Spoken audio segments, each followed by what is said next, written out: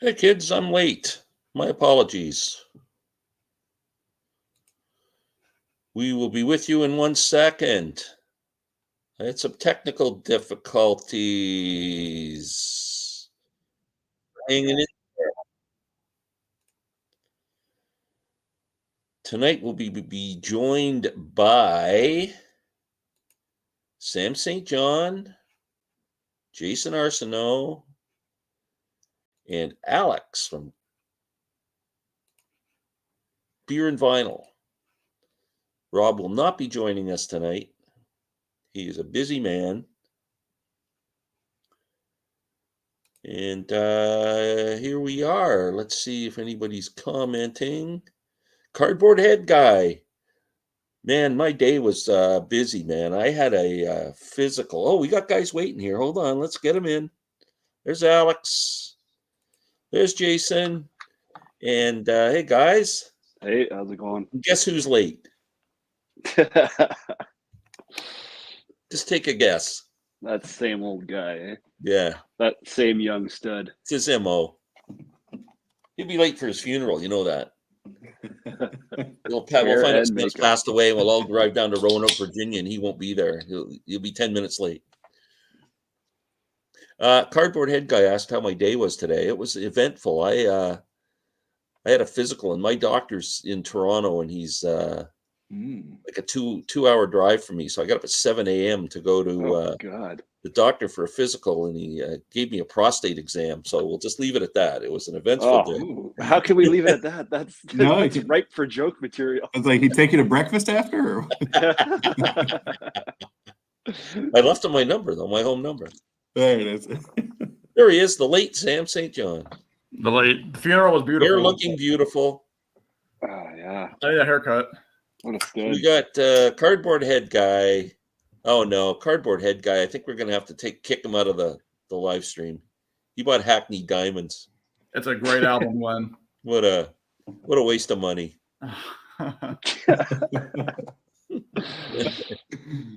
How's hockey season, Glenn? I'm going to buy him a dust cloth because he's going to need it to dust it off on a shelf in another month. Oh, God. Hi, Glenn. Hi, Marcia. Hi, Alex and Jason. Hey, Marcia. It's all right. Silo Shroom. Are you ready for now and then? Yeah, we're going to talk about that a little bit, I think. I've never heard of it. Why weren't you guys on Larry's Live today? Because I was because I work. Weird. Silo. I work. After having a passionate morning with my doctor, I was a little tired. I'm putting the pieces together. Yeah. I love prostate exams. Yeah. Well, it brings you closer together. I could tell you a stupid story, embarrassing story about a prostate. I've had prostate issues for like 20 years. And I used to get these serious pains in my back, like crippling to the point where I was on the floor. I couldn't move. And I always suspected it was an enlarged prostate issue that was pressing on something, a nerve or something. And one time it was so bad, I went to the hospital. Like I was in, like they could have given me heroin or morphine or something. Like I was dying. Wow. And I go in there and this little old Asian doctor comes in to see me. And I tell her what I think's wrong. And she starts thinking it's a back issue or muscle issue. And she starts asking me to move my arm here and do this and flip up my legs and do all this stuff. And then she turns me over on the bed in the hospital and she says, squeeze my finger. I reached behind to grab one of her fingers with my hand. Oh, God. And she went, no, not that finger. Wow. She wanted me to clench my butt cheeks so she could squeeze my finger. And I go, I'm Mr. Innocent Me going, I'm reaching around to grab her finger. I wonder what the hell she wants me to grab her finger for. Oh. I was not prepped for this live stream. True story. Life's embarrassing moments. I've thought about how this live stream would continue on without me, and I think y'all might figure it out tonight. When I'm going to turn in the pink slip. You're not old enough yet, you guys. You'll figure it out. You'll see. Well, they're saying now they've dropped the age down here to like They want you to get it when you're 45. Yeah. Instead of 50. Yeah. Wow. Hey, breaking news. You know, I got that Dylan ticket a couple of weeks ago from the 65 show at Massey Hall. Yeah. What? Bob Dylan. 1975 Rolling Thunder Review. Another historic ticket stub falls in my lap. Is that the venue you saw him? Gosh. That's not my ticket stub from when I went to the show, but is it the same? Is it the same show though? Yeah. Those two shows. Cool. Yeah.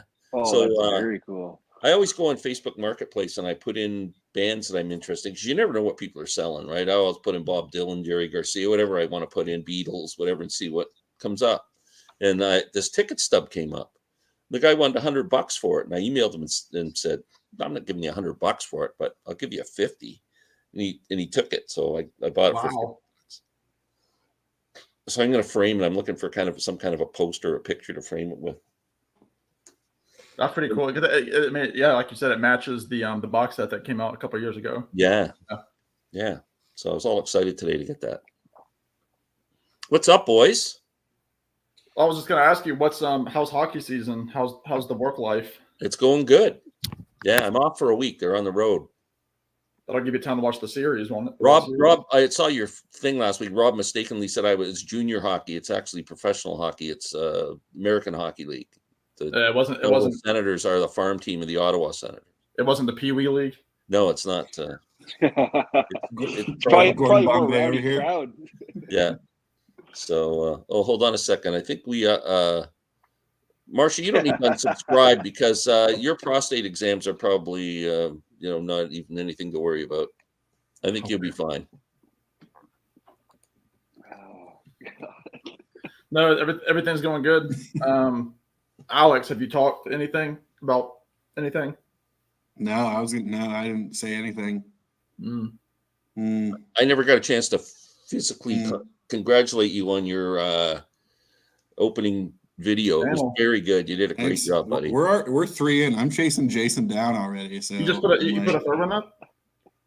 What's that? 3 in. I wonder if I don't think I caught. Did you put the third one up? Well, the third. I mean, it's a video, but Steve, All the World's a Stage, sent me a record and some swag. So I did a little VCLT unboxing sort of thing from him. So he just prostitutes himself as much as he can. Yeah. His well, logo. whatever pays the bills, man. I mean, I'm not here to judge. It's I gave him a $2,000 CD player. You think he sent me a CD by a band called Airbag as a thing. That's what Glenn. That's what he sent me.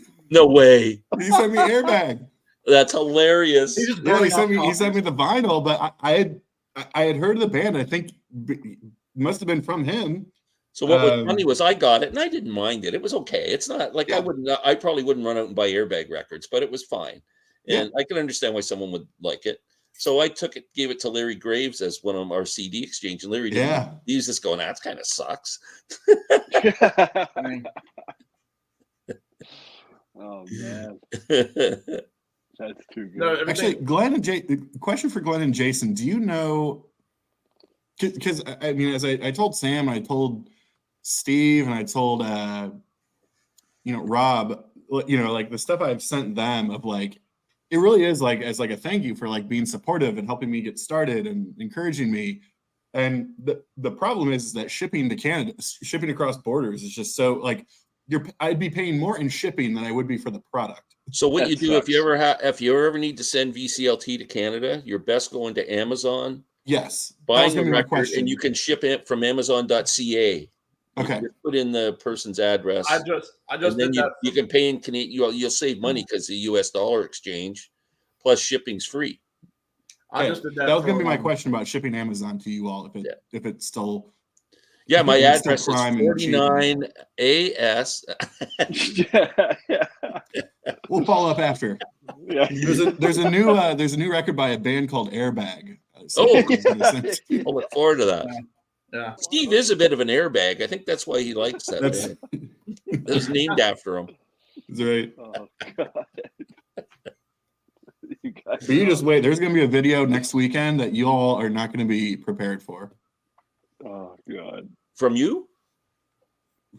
Are you interviewing members maybe from of a couple Airbag? of people? Really? From a couple of us. Wow. Interesting. Oh, my God. Oh, what do you got there? He's got beer and vinyl. It's been right. I've gotten attacked. I've gotten cyber attacked from people who are tuning into the show and wondering where the beer is on night. So I have to. So now you have to become an alcoholic. I love that about your channel, though. It's like, here's what I'm drinking, and let's talk about some records. Like, that's freaking awesome. Yeah, I gotta stop posting videos at like 8 a.m. Doesn't Gary at Physical Format do that too? He's always chugging a beer of some kind, some weird beer. Yeah, he commented on a post from me. He goes, "Great intro video. Who like records and beer? Who would have thought?" Yeah. And then MGK Boston's doing his Friday cheers. I love that. What a combination. When Aaron was doing Tipsy Tuesday, yeah. Oh yeah, right. Yeah. I thought about calling mine Alka-Seltzer and vinyl. I'll just drop some Alka-Seltzer and then say like, oh, my stomach feels good. Here's some music. Yeah. Here's some Dr. Pepper, 0 sugar. Some Pepto and vinyl. Yeah. Oh, right on. No, Alex, do we want to say anything about what we have coming up? Like Yeah, I mean, please do. Sure. This is a big tease.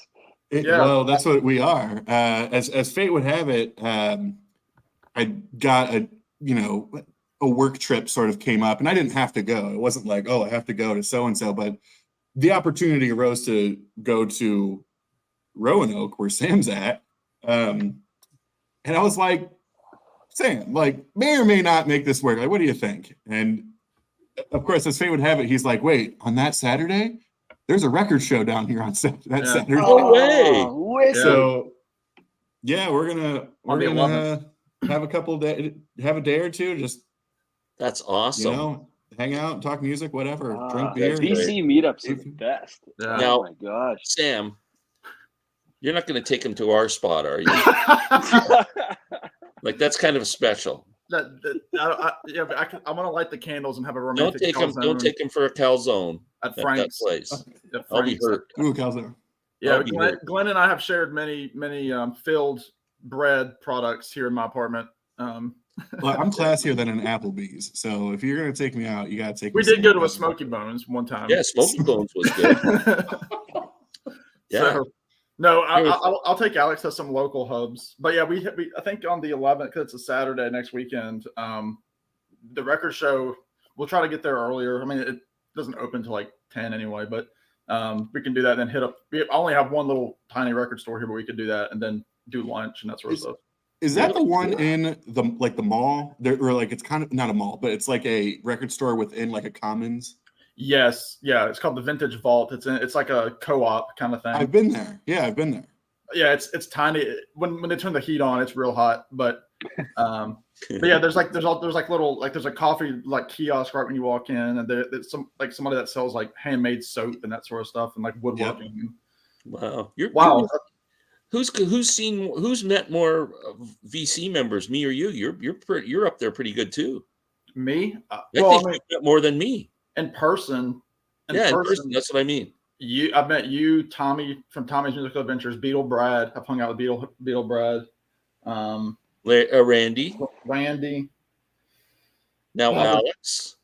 Alex is coming up. There's one that I'm missing. I know. Oh, I'm so happy for you, but equally jealous. I think Glenn's met a bunch because you've met. I mean, you got Larry, Robert. I'm Larry. Robert's on my turntable. Me. You. Steve. John and Marcia in Florida. Yeah, Steve and Randy. 5, and Steve and Randy 7. Jeez. You haven't seen Rob yet? No. That's weird. How far apart are you guys? About 3-hour drive. That is a fair bit, I guess. But he's driven past Glenn's house. He's creeping on Google Maps like he's found Glenn's house. Yeah. Glenn hasn't been there. We'll get together one day. He was getting together in the city. They keep picking days when I got to work. So,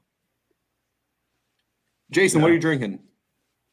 Same one I sent a picture to you the other day. It's a double IPA, pretty hoppy. It's our local. It's the only little brewery in our town, but they do good work there. I'll support that. I love it. I should never mention prostate exams because this is there's a guy in the corner down the street that gives free prostate exams. Very touch. John. Gary is a prostate doctor and speed dial. That sounds fun. You guys have a good time. No, it should be good. She wasn't talking about getting a prostate exam. She was talking about Well, that can be fun. Maybe. Sam and I are both entering that age. I mean, we gotta. It might not be Help bad. each other out, boys. I hit a new decade in May, so yeah, we'll see. Wow. In next May, you're 30. May, I'm 30 in May. Yeah. Wow. Yeah. Yeah. Man. Just a Pick baby. up the guitar today, Sam? A baby. What's that, Jason? Did you play your guitar today? No, today was an office day, and I've got to come back here and I prepare for like 3 hours for the stream. It takes it out of me. No, I came home and I did this weird thing because I had a gig on Sunday. I played, at the restaurant that I play at, and I was in my apartment. I wanted to go over a couple of songs before I left, and I literally just bent down to unhook my guitar case, and something in my back just completely went out. You are old. Oh my God. Was it your prostate? It might have been the prostate. Yeah. Better go get that checked. But I said I feel like a true musician because I popped a couple of Tylenol before the gig and pressed on. There you go. Keith Richards over here. Yeah, I'm pretty much Keith Richards up there. Yeah, singing, Avett Brothers and yeah. But Glenn, I don't think because you don't have Facebook like these guys. I ended up making the most tips that I've ever made, and it was almost a year to the day since my first gig there. Really? So I made in terms of what compared to my last amount of tips, it was like an extra $85 worth in tips. Really? Yeah, That's really good. Almost $160 in tips. Wow. So have you got a sign on your case saying if you want me to stop playing, throw money in? Yeah. I only played one song. One song, and they kept giving me pizzas and free drinks. Yeah, they said more. I was saying more because they were giving me the food. Yeah, that's awesome. Yeah, it was fun. Wow, really good for you, man. It was really fun. I pulled out a bunch of songs I've never done, and actually it was cool. Because I did a couple of Tom Waits tunes, and because at the end, like the restaurant closes at 8, and I finish at 7:30. So by the time I'm getting my food, it's almost 8, and the cook, the chef, was the guy that came back and brought me the pizza because I got this pizza that he does in a brick oven. And he's like, hey, I appreciate the song. She's like, especially those Tom Waits tunes. He said, I saw Tom Waits. Nice. And he was probably only in his late 40s. So he wasn't that old to have seen Tom Waits. And he's like, yeah, it was great. He was doing all the storytelling with the cigarette, hanging out. Yeah. It was awesome. Wow. Probably the Glitter and Doom tour is what I'm guessing. But I see right now, if you go on Tom Waits, I saw it on his Instagram thing. If you go on Tom Waits, I don't know how you do it, but you can enter a contest to win one of his fedoras signed. I saw that. Yeah. Yeah. That would be awesome. Cool. Can you imagine? You can just wring it out and get whiskey out of it. Yeah. Over the years. That's pretty awesome. I still haven't picked up Bone Machine on vinyl yet. I might get it on Friday. I just put up my recent finds for October for CDs because I do it in halves. And I saw that. Thank you for competing with our live chat tonight. As I do. Yeah. Yeah, which is that's why Larry wanted to get his stream out earlier today because he wanted he wanted to beat this topic into the ground. Yeah, where we could get our. Did you on your vinyl? I don't want to give it away, but was it vinyl finds or CD finds you did? I filmed them both. I put CDs up tonight. Vinyl I'll put up tomorrow. Tom Waits, you bought vinyl or CD? Just the CDs right now. And I mentioned in it because especially Rain Dogs and Swordfish Trombones, there are a couple of songs on there that are very, very quiet. Yeah. And so because I listened to them in my car on the way to work, so I had to turn it up quite a bit for a couple of tracks on both of those albums. Oh wow! But the other ones, I bought the vinyl for both of those. I never noticed. The Bone Machine and Black Rider, they sounded fine. Yeah. And Frank's Wild Years, they all sounded fine. Awesome. Yeah, I didn't get Frank's Wild Years yet, and I didn't get Bone Machine. I've never heard that all the way through. That's a really cool album. Yeah. I really like. I have it on CD. Yeah.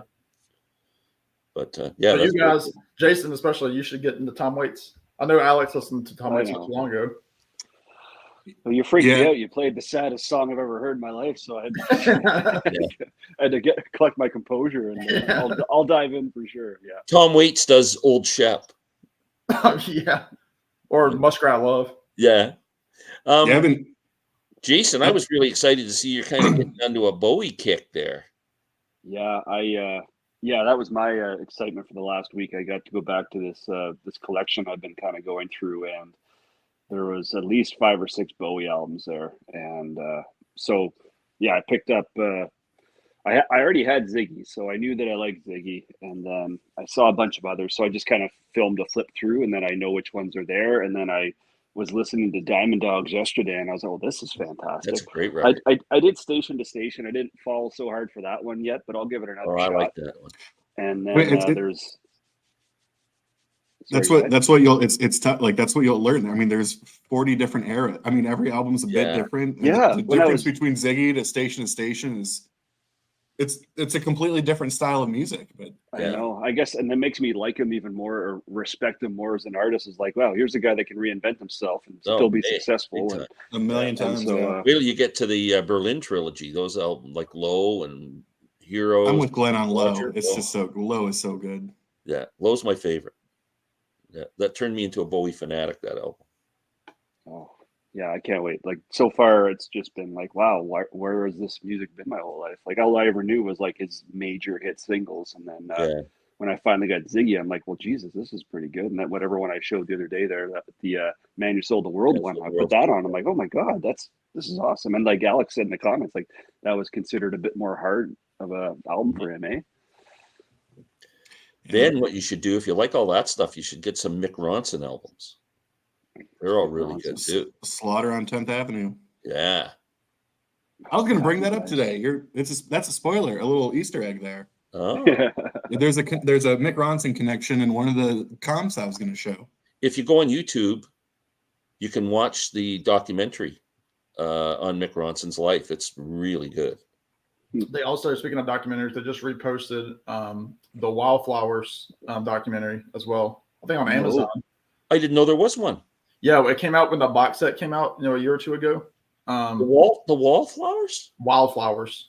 Oh, Wildflowers. Yeah, the Virginia comes out sometimes. And it's on Amazon Prime? Yeah, they just it was a YouTube exclusive, but it's on Prime now. It's called I think it's just called Wildflowers. It's great home footage from Petty in the 90s with his band and him recording it with Rick Rubin. It's cool. Oh, I'm gonna have to look that up. It's great footage, man. Very cool. It's like a Polaroid almost. Dylan, was there any song Bob Dylan played where it surprised you? Well, no, I was kind of prepared for the whole Rough and Rowdy Ways thing. I'm trying to think not really.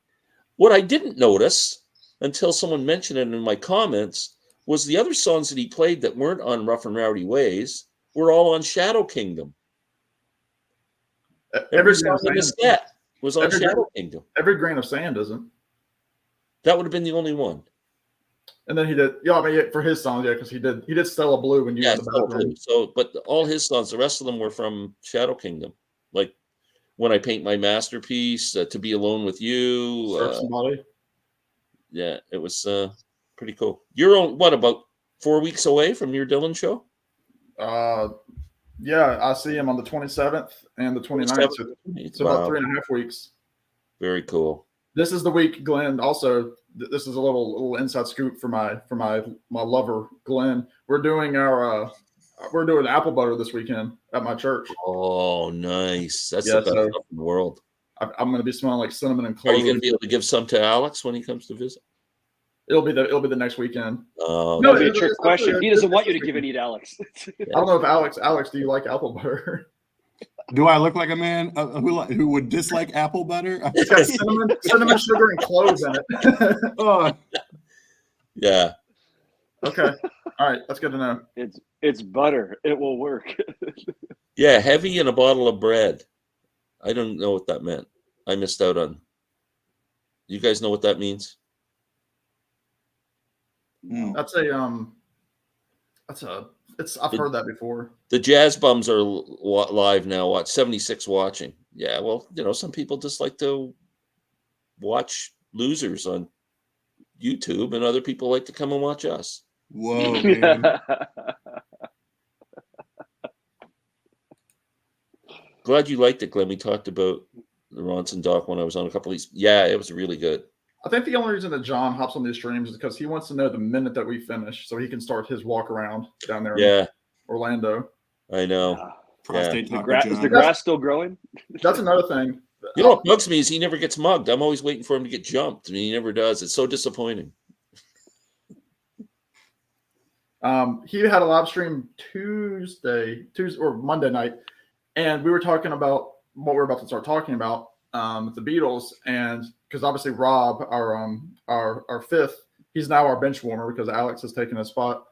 No, we have differing opinions on this release, and I was texting John in the comments on his live stream about something, and who should pop in that stream right when I start talking, but Rob. And actually, I hopped on the live stream, and within seconds, he was up there. His ears were burning. Wow. But anyway. John says he's not going to get mugged. He lives in a good neighborhood, Glenn. Hey, things can happen in any neighborhood. John, you live there. You know. You probably won't go walking. It's actually cold here in Florida. Yeah, it's probably Today about was the 70 first day that down we there. actually needed to wear coats, like heavy coats. It was freaking cold here. It snowed here in Ohio today. Whoa. There was snow in the mountains here. Yeah, heavy's from the basement tapes. Oh, okay. Thanks. Glenn. Is that good or bad?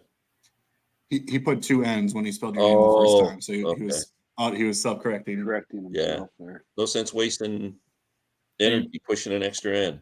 Yeah. The weather is awesome tonight for a walk tonight. Well, John, I might just stay up with you if you go on. I'll check and see. Glenn's already looking for a way out. Hey, we we might finish up at 9:30. Like if I see someone in a hoodie sneaking up behind you, it's either Bob Dylan or someone come to check your prostate over the head. I'm not sure. Yeah. If someone comes up asking you to squeeze their finger. Yeah. That reminds me of a Seinfeld episode. So, okay, I'm interested in getting everybody's opinion on this new Beatle thing. Like, let's hear. Let me guess. Jason could care less. Alex is kind of on the fence. Sam loves every second of it, and I'll let you know what I think. I'm glad that we give out these strong opinions based on our. Sam, what's your opinion on this? On the red and blue, and then now and then. Well, let's start with red and blue. I'm okay with them re-releasing red and blue. I'm kind of like but some people are saying where they've got to release a Beatles comp every 7 or 8 years for the kids that are that are coming up listening to music. They have to, and it's going to be the same stuff at this point because everything of like high quality has been released by the Beatles. Anything that they do now is going to be like what they're going to do with Now and Then, where they're just going to completely have to like pull it up from the grave. But I mean, we're going to get another Beatles one probably in 10 years. We're going to get, they might even release, like the rock and roll music again. Maybe, I don't know. Like that kind of stuff is going to show up again. We're going to see it again. I don't care that it's coming out again. I don't think it's a cash grab. I think cash grab is a ridiculous term anyway, because something has to be out there for the economy to keep going. Yeah. And look, it's a wholesome thing to put out. It's cool. It's in a new little package to like appease the collectors. Like you can get them both in this little slip package for the CDs, or get them in the box set, which is already sold out. So it might be a cash grab for what people are saying, but it's already sold out. And you can't find that blue and red anywhere now. So this is basically what I'm getting out of it is this is basically for newer fans who like comps, and that's about it. Well, I think it's cool. I mean, obviously, like everybody else, I'm very excited to hear the Magical Mystery Tour tunes and the early stuff with the 2023 remixes. The blue, I mean, the second album, the blue album, is not going to be that interesting to me because all that stuff I've got off the Giles Martin mixes. That's all it is. But at the exception of the Magical Mystery Tour and a couple of the singles. But otherwise, that red album is going to be the one that I'm going to spin out of that. But again, I wanted them both. It made the most sense to buy the package together. Would you be interested in the vinyl or the CD? Just the CD. I don't need the vinyl. Me too. I'm buying it. It's the CDs. I'm not going to listen to it's a 3-album set for each comp. I don't need to listen to 3 albums of not like I don't even have like a full Beatles collection on vinyl yet. It's like why I don't need to put $180 toward a comp. I don't. I've got all those songs already. Now, I guess let's start there. Let's just go around the horn with blue and red, and then we'll come back to the song. Jason? Yeah, I saw, I think it was Steve Westman's live stream, and Mazzy was ranting on it, and he actually said what Sam is saying. I don't really, and I agree. Like, I don't think it's a cash grab. It's just the way the economy moves, and if you don't like it, then don't buy it, and then who cares? Just keep your negative opinions to yourself. If you want it, it's there. If you don't want it, don't buy it. I don't have the red and blue. I actually the other day I saw I think it was just the red that she had, and I was going to pick it up, but there's so much to know. It's been done so many times. I want to make sure whatever one I get is a good one, right? Not the worst one. I don't want to pay money for something that's notoriously poorly pressed or something. But it is kind of, I wouldn't say it's disappointing. It's just it's one song, and then my understanding is they've added that song to the red album or the blue. I think it's to the red. The blue, I think. Yeah. Okay. And then did they add a song to the other one as well then, or they've added songs to both of them? I think not new songs, but like it's like Love Me Do. Yeah. Or like it's like old stuff that they haven't had a new. They only have the one new song. Yeah. I kind of like Sam's point though. Like, it is kind of cool that obviously I think everyone would agree that the band itself is just is so influential and iconic. It's almost like it should be part of a school curriculum. I use that loosely, but like, they are so influential and dominant in the zeitgeist of popular music that you kind of have to know a bit about them. And so re-releasing them in that like with that ideology, I think is a good thing. Like, let's put it out there again. Let's remind people about how crazy amazing this band whatever. And I think it's kind of important to re-release that kind of thing. I saw someone in the comments saying, I just want the Beatles mono set done again. And like, you could probably make that argument as well. It's just that the red and blue seems to be like the ultimate collection of things, right? So I don't think that's ever going to happen. But yeah, me neither. I just so much going on. But so I think it's a good thing that they're releasing the red and blue. It is, it's good timing to do it, because obviously this one single will skyrocket their popularity in pop culture. So it's probably the time to do it. Sam sent me the link there for that 12-minute little promo video. And it jacked me right up. I'm like, oh my God, this is awesome. It's great. I think the song itself and how they did it and everything about it, I think it's amazing, and I'm super stoked for it. And I own one Beatles album only because I'm just too scared to go down that rabbit hole of purchasing. Oh, really? Yeah. So I got that's the hard days for you then.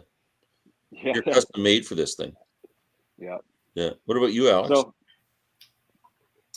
yeah, I mean, it's funny. I love the Beatles, but I couldn't hold a candle to the knowledge and experience and perspectives that you or Sam have, or most of the YouTube communities, I feel like. And so, but also, I mean, it leads into the conversation tonight of like, I am just not I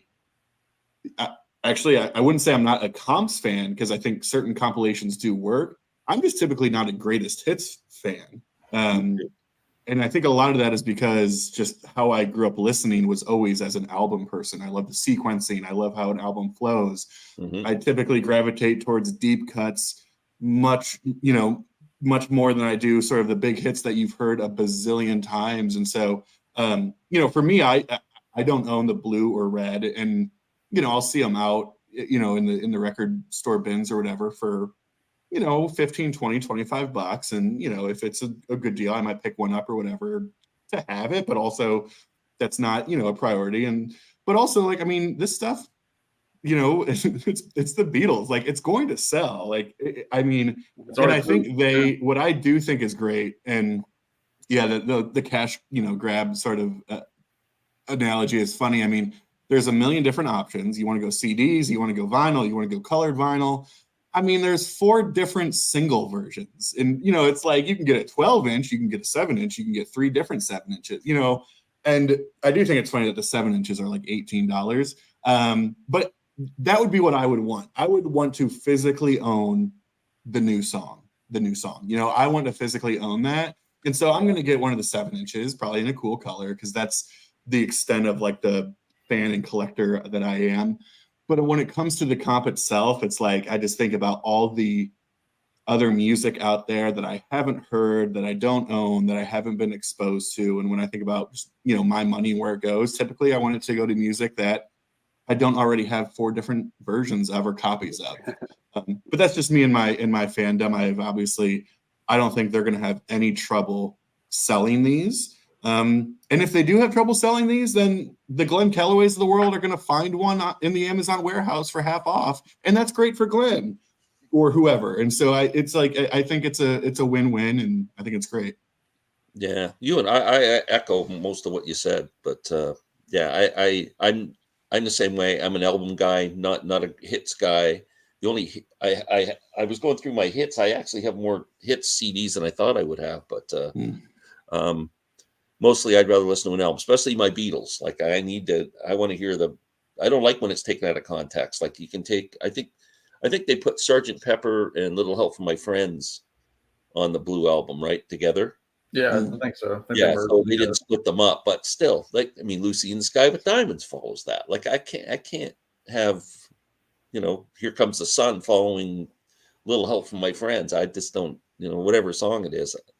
And to me, the whole selling point of this for me is how the remix sounds. Like this Peter Jackson process that they've gone through revolutionized the sound of the Beatles. If that's the case, then I'm buying it. But if it's just another remix, like's happened with Revolver and Let It Be, which are fine. I like the remixes, but I'm not running out and buying a comp unless it's like totally mind-blowing. I don't notice Mazzy's watching. I'll be really interested in hearing what Mazzy has to say about it. He's probably going to be my barometer. Mazzy's in the comments right now. Yeah. The 40 slipcase edition, yeah. In the 7-inch blue now and then single. Yeah, I'm definitely going to buy the now and then single, just so I have that. Now, what is the best way to buy that single? I don't know. It's right on there. I don't think you can buy it on CD as a maxi single, right? They didn't do that. It's on CD. They just announced it yesterday or today. A single, like just 2 songs on a single. Yeah. They really. Okay. I think right now it's only Europe, but even after shipping, you can get it for 16. It's £6 right now on the UK site, and then it would be £9 shipping to the US. There's Mazzy now. Yeah. And then Jason, you can either there's a 7-inch, and it's what is it? Is it Love Me Do on the B side? It's the 62 UK. The first song to their last, which song. I love. Brilliant, right? Like bookshelf. Awesome. I love that. But they have it in I think 3 or 4 different varieties of 7 inches, and then also in a 12-inch. I'm hoping the 12-inch is 33 1/3. It'll sound great. 12-inch singles are notoriously great, right? So I think I'd kind of go that direction. See, I went for the color with the single. I got the splatter 7-inch. That looks cool. Yeah, that's what they used to call you in high school, wasn't it, Sam? Yeah, splatter. The splatter 7-inch. They call me yeah. Also known as splatter wax. Yeah. Yeah. Walmart and Target will carry the new Beatles releases, and new generation will discover. The compliment. It could be a red album and all original mono mixes too. Ordered the colored vinyl, didn't think it would be a sellout. Norm, red and blue makes perfect sense now. Red and blues. Yeah. Thanks for making me cry at Norman Maslow. I'm enjoying comps now on vinyl of artists that I have most everything of on CD. That's an interesting take. What's great about Red and Blue is that it's not a hits album because most of the songs are fairly well known. Yeah, it's kind of it's not really a greatest hits. It's more of just a compilation, a career retrospective almost, right? Yeah, and I think Sam last week he made the point of for our generation, it was like I remember, my first exposure to the Beatles was seeing the Beatles One infomercial. Yeah. For seemingly 23 hours a day. And so it's like that was almost like our generation sort of blue and red in that way. Yeah, that makes sense. I get that. It's like I was around when these albums were coming out originally, and I bought them as they came out. I had every Beatles album. So then in whatever year these red and blue albums came out, does anybody know the year they came out? 72, 74, 3 or 4, something like that. I have a collection of Beatles albums I didn't need.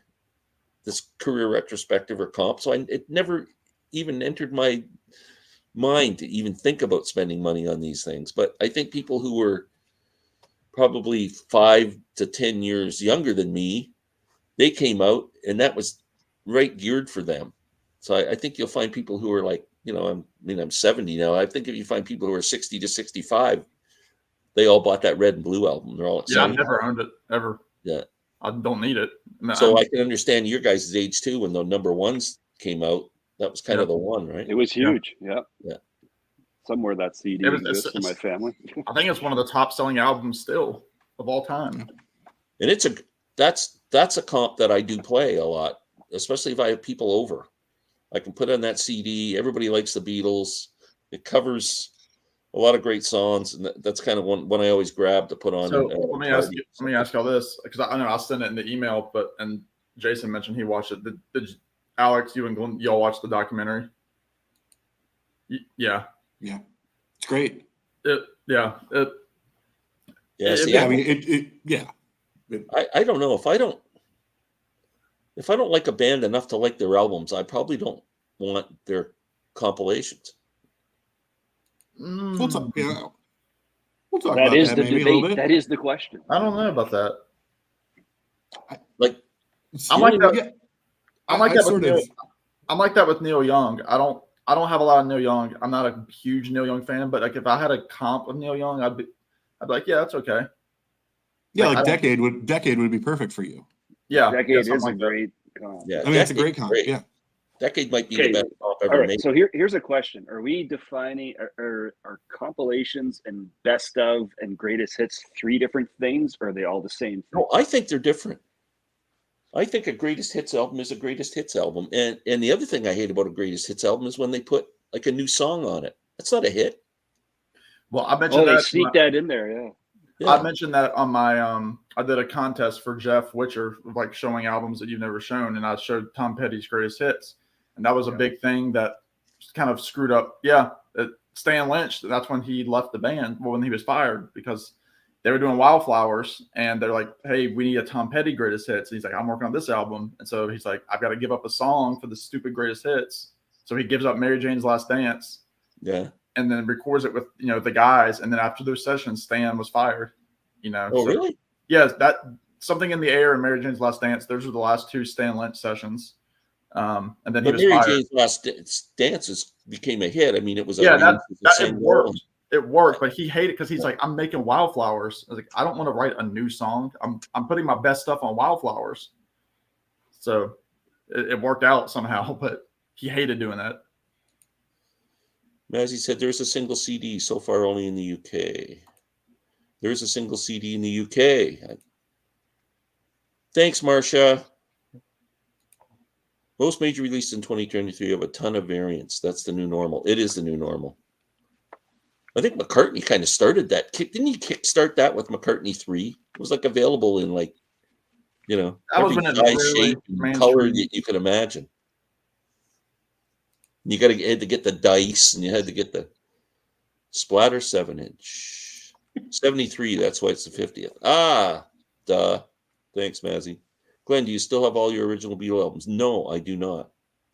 My original Beatle albums were well played. There would be no point in keeping them. Like, they were not, You were that guy that drug them around to people's houses? RCA record player, and I had to put a weight on the needle to keep it from skipping. Like, that's the way I played my Beatle record. I have Red and Blue on CD. Gary, the original releases of those? Abbey Road or Nashville Skyline? Well, Abbey Road. Abbey Road. Disagree with me? It's my second favorite album of all time. Yeah. I like Nashville Skyline, though. It's not. I don't like the Foo Fighter. I couldn't even stand an Essential. I think we might get to that because, like, I don't know about you. When we're kind of talking about compilations and like what works and what doesn't work and what do we like, I sort of categorized mine a little bit, and some of them are this idea of not necessarily an artist that I dislike. It might just be an artist that I'm not as into, or I don't have as much history with, or as familiar with. And maybe it's the hits, quote unquote, is all I need, or is all I'm comfortable for right now.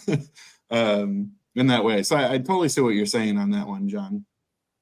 Some artists have great singles, but not so good at albums. True. Decade is essential. Yeah, I agree. We'll get through these and then we can start our conversation. Yes, 3 different things. To me, compilations include some deep tracks, not the hits. Yeah, I agree. That turns into a compilation. That's a good way kind to of phrase a it, yeah. career retrospective rather than a hits album.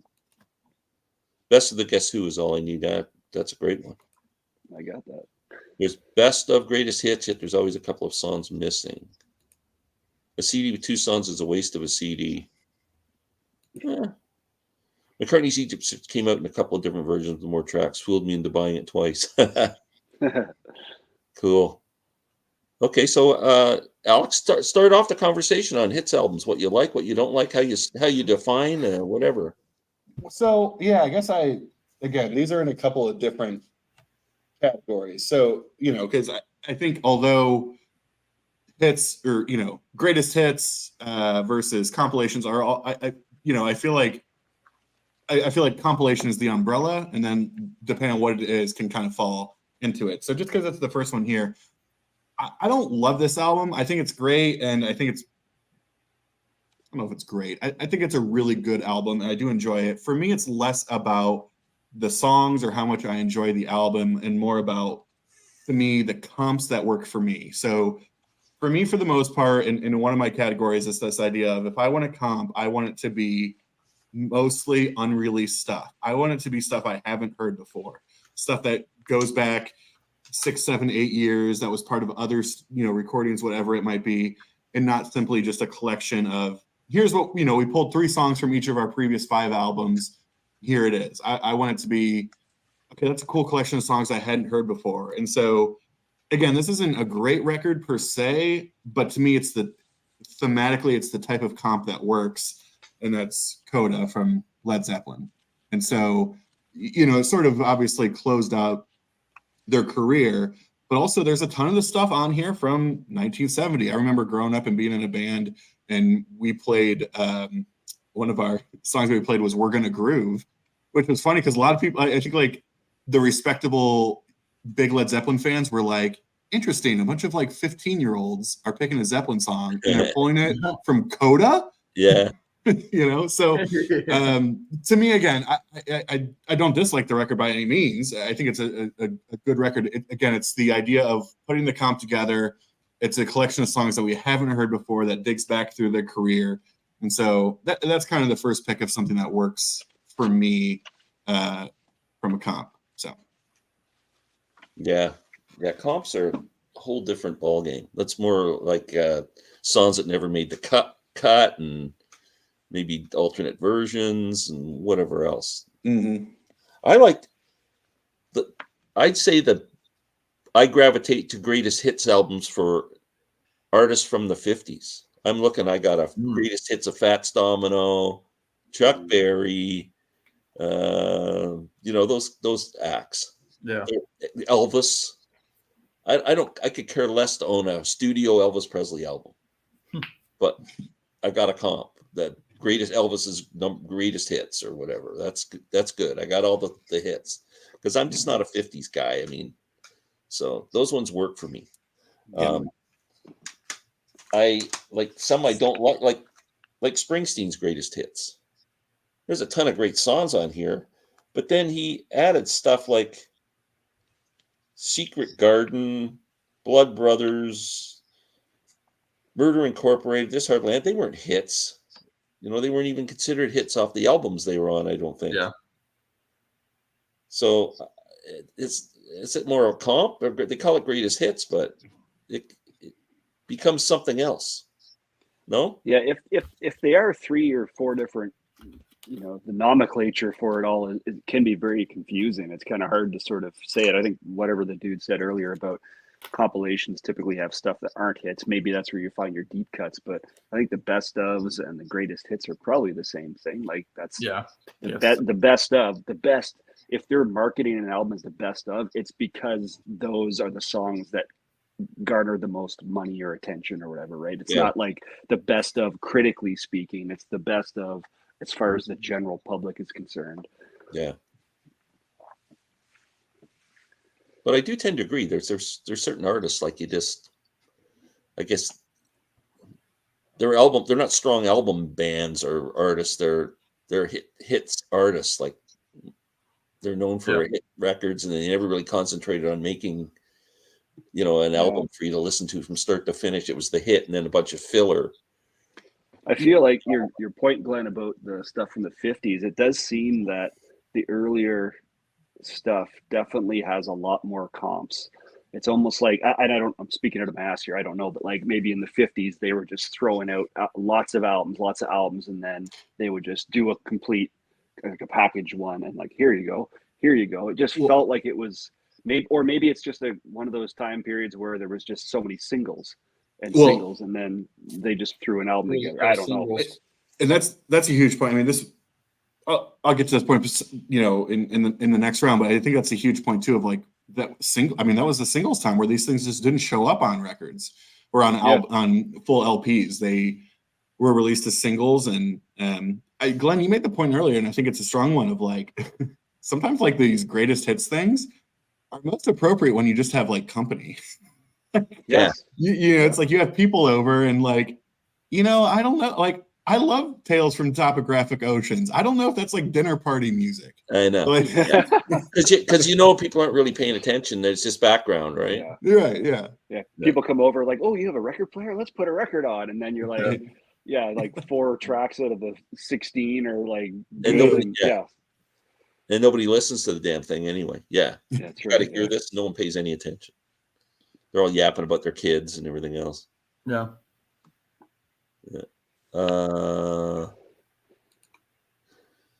What is the criteria for a song to be considered a hit? It's usually a single. It's usually right? a single. Yeah.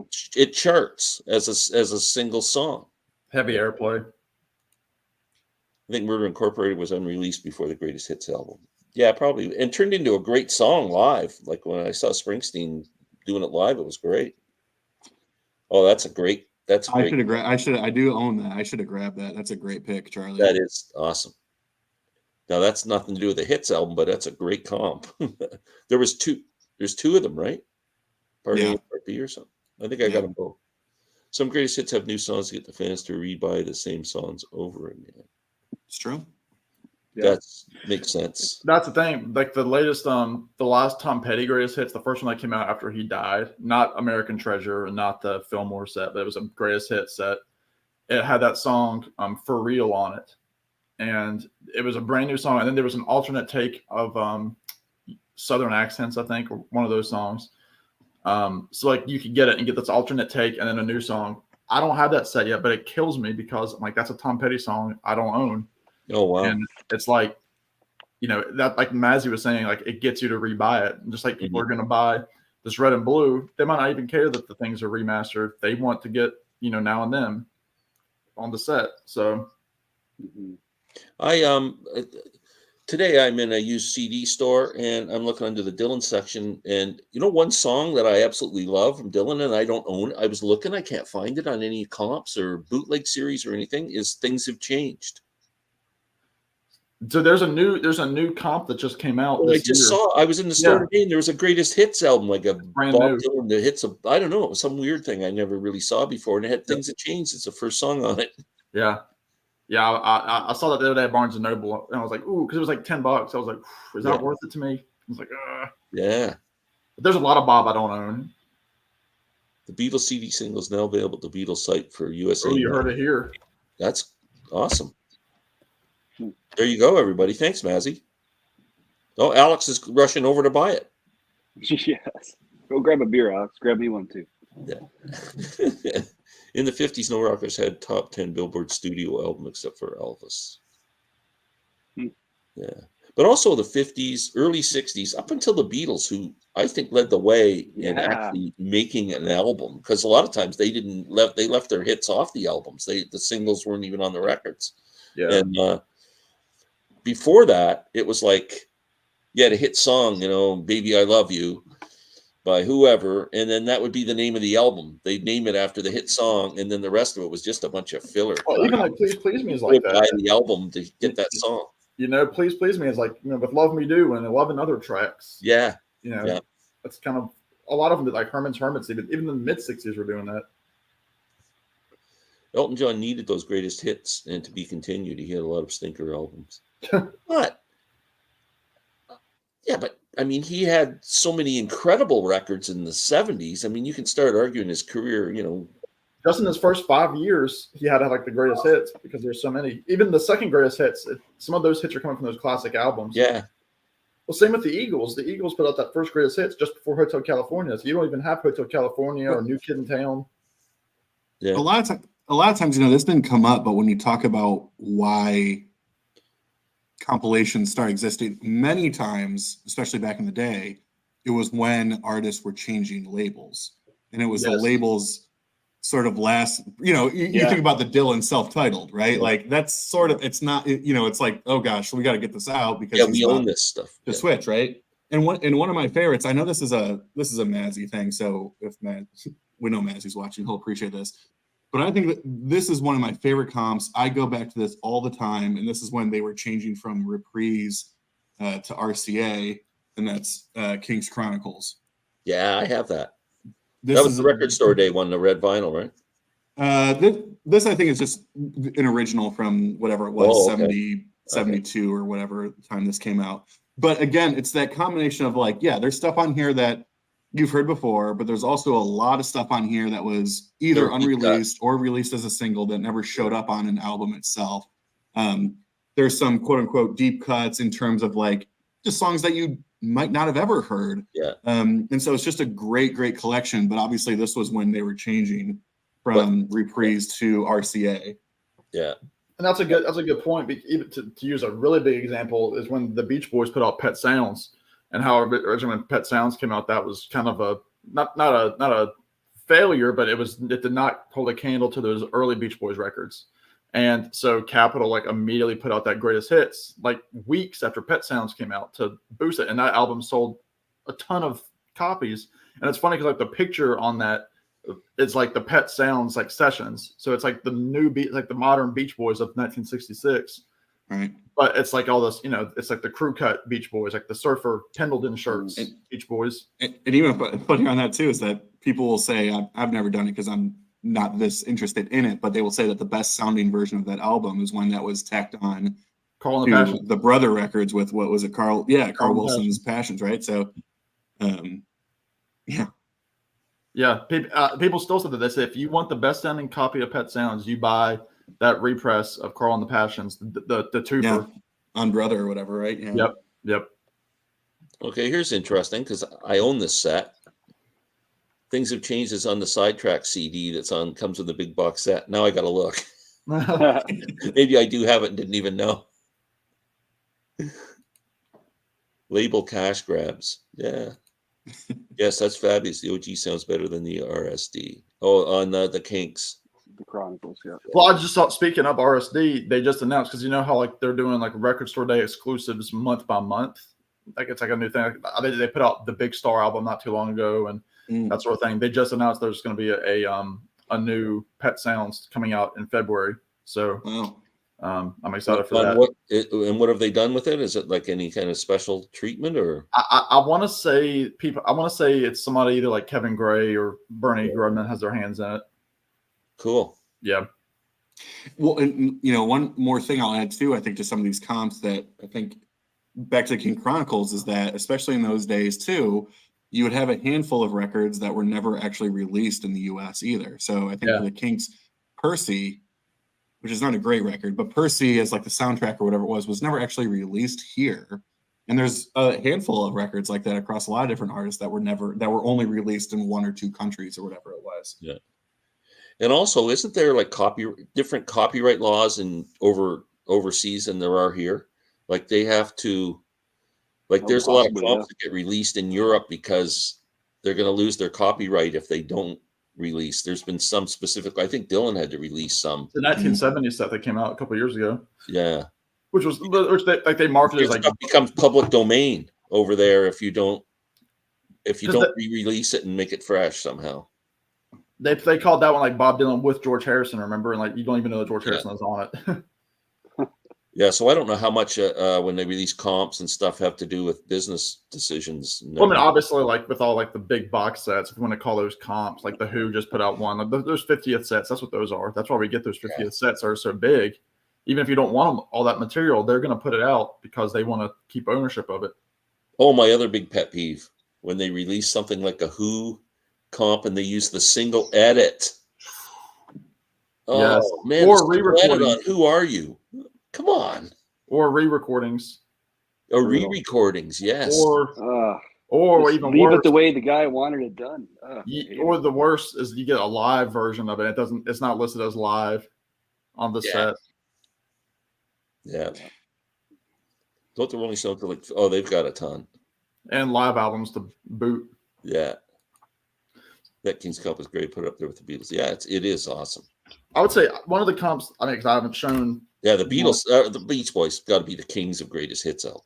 Well, I've got a Beach Boys over here, but like for example, we were talking about like non-album bands. I've got a couple of those too, but this was a great comp for jazz. It's called Another Side of John Coltrane.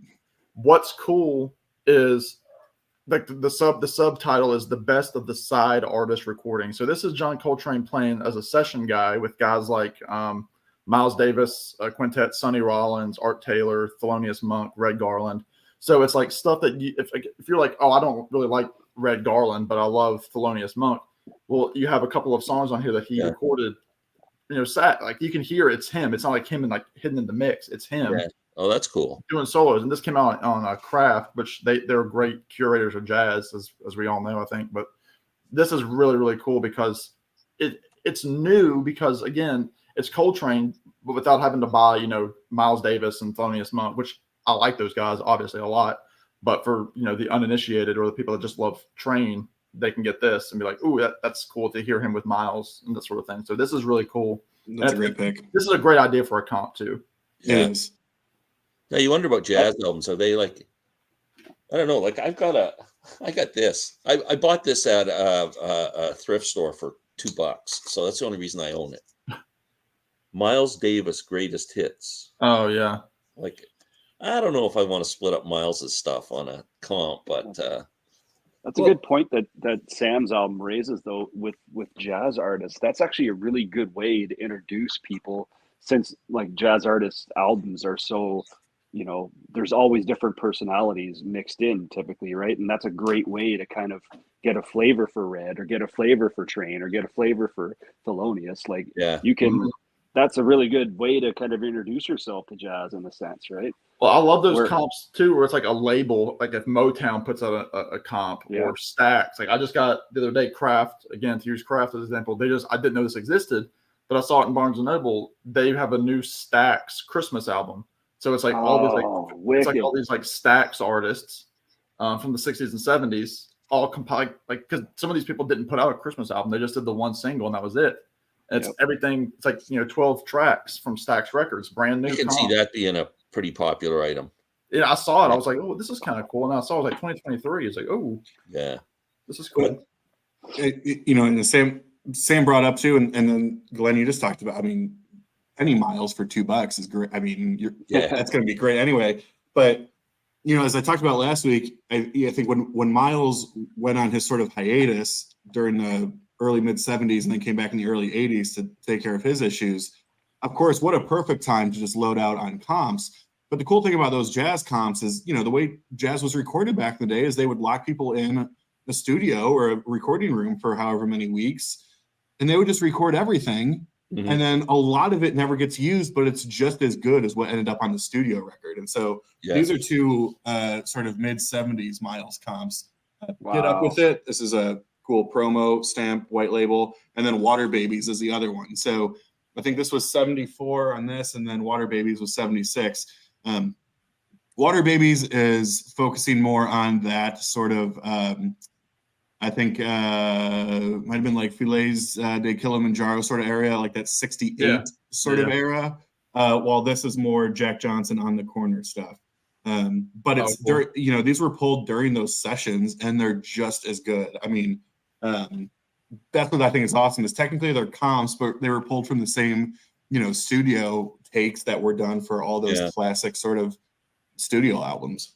And I think, like you said, a lot of times with Miles, I think they went in the studio and they were just playing around and they had, whatever. And then the producer ended up kind of editing, bits and pieces of each session and making an album. Like it wasn't, they didn't go in intent, okay, let's record this song, this song, this song, this song, and then that's going to be the record like the Beatles would do or something. Oh, yeah. Jason, do you have anything that you've pulled? Yeah, I went to my cabinet and I pulled out way more than I thought, because I'm always kind of like Alex mentioned earlier. I'm more of an album guy, start to finish. I'm not like a fan of the best of and the comps too much. However, I don't have a lot of records, but I have over 30 like best of and greatest hits and comps. I'm like, oh my God. But it really, it made me think about it. And I heard this point once before, and tell me if you've ever heard this or if you know of any albums that this rings true. But some of the best comps you're going to get, or the greatest hits, or whatever you want to call it, are the ones that have the actual artist involved in compiling the album itself. Yep. And when I heard that, the person was referencing this particular album. I don't know if it's true or if it's just, lore, but this album here is regarded as a very good greatest hits album. And I know it was released at a time when he was still pretty active. So was he involved in this or not? I don't know. But I always thought that was a good barometer for a guy that is like, I want to be all about the album because the artist intended it that way. Well, if the artist intended to put these particular songs on this album, then, it's got his blessing, so to speak. And I guess I should be kind of more open to that idea. But I got a ton of them, right? But that was always my thought was, I'd rather listen to the full-on album. I think Glenn kind of alluded to it earlier. If I'm not a fan of a lot of their albums, why would I be a fan of the greatest hits? And if that was the case, I'm just going to stream the hits and not buy the album and have that taken up real estate. You know what I mean? Like, I'm going to try to stick with artists in my collection, whether it's comps or full albums that I really like. Yeah. And then we talked too about, the 50s era kind of stuff too. And so, like, another guy that's got a few albums, but he's got like real albums as well. But earlier stuff, I picked this up pretty early on. This was one of the first albums I actually got that one. Yep. That was one of the first albums I actually bought. I wish I had more of an original. That one's like a very kind of a cheap pressing, but whatever. It does the trick until I can find some authentic, original Sam Cooke stuff. But ultimately, I don't go out of my way to find them. In fact, I don't remember the last time I bought a greatest hits. The ones I do have, for the most part, are all albums that I just acquired super cheaply very early on when I wasn't too picky. And now I'm getting more picky.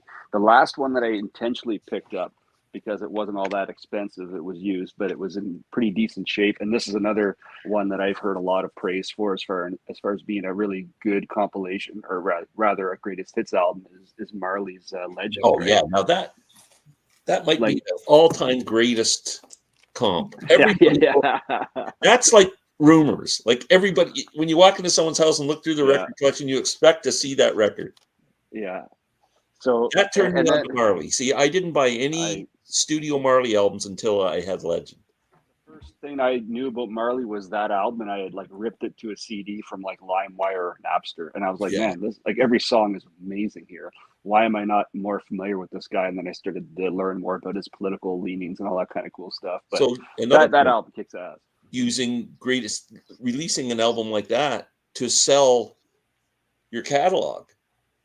That's another good way to think about greatest hits. Marley was perfect for that. Like, I'm out buying Exodus after that, which is my favorite Marley album. I want Exodus next. Yeah, I definitely want to own that one for sure. Yeah, we talked about like best ofs and comps and stuff, but I had to bring this up just because of the title. The worst of. Do we talk about the worst of albums? The worst of the worst of Airplane. I always thought that was great. Actually, this album here, not that he's watching, but a buddy of mine, his dad had records growing up. And when I was playing around with my parents' record player, I borrowed that from my friend's dad. He didn't know I took it. And then I had it and I listened to it. Of course, Somebody Loving White Rabbit, like, endlessly. I listened to those songs, right? And then I was like, I was going to bring it back to him to return it. And I just didn't know anything about records, record care and maintenance. Threw it in the back of my car, underneath the window. Hot summer days. It was there for weeks, and I finally went to go bring it into the house, and I could feel through the cardboard how warped it was. I'm like, I guess I'm just going to keep this forever, and hopefully he's not noticing. That's funny. I'm a huge Jefferson Airplane fan, and I could never listen to a Jefferson Airplane comp. They're an album band. I have that just mainly for that memory, but yeah, I'll never put it on really. To back up what Jason said about an artist having kind of their fingerprints on it, this is the most recent Everly Brothers comp called "Hey Doll Baby," and what's cool about this is this is a true comp because you have the hits like "Walk Right Back," "Till I Kissed You," "Kathy's Clown," like the stuff that you would expect, but you've also got stuff like a cover of "I Walk the Line" or their version of "Maybelline" by Chuck Berry. This was put together. This was like the last thing that Don Everly did before he died. This came out in 22, and Tom Petty also had a hand in this before he died. And this was put out by the Petty estate. Like Petty's daughter Adria writes the liner notes, so as a Petty fan, I had to get it, and I didn't because like I loved the Everly Brothers growing up, but they were all my parents' CDs. So when I moved, I didn't take any of those with me. Same as Sam Cooke, I had to go buy my own Sam Cooke. But this is really cool because you get some deeper Everly Brothers cuts, but you also have that connection that Don Everly was working on this in his 80s before he died. So I fully get behind that. That's why, like, anytime that a comp is truly put out by like an estate, I love it. But like if you go to like like a gas station and say like those comps like like the best of the Turtles or like stuff like that, where it's like obviously this was like a budget CD that came out from some secondary company that took like CDs and reburn it onto a CD. Nobody wants that for like $4. It's not going to sound good. It's going to be tinny. I mean, I have a couple of CDs like that and I don't listen to them. But when it's put out by the artist and put out by a very, high end company, I'm all for it.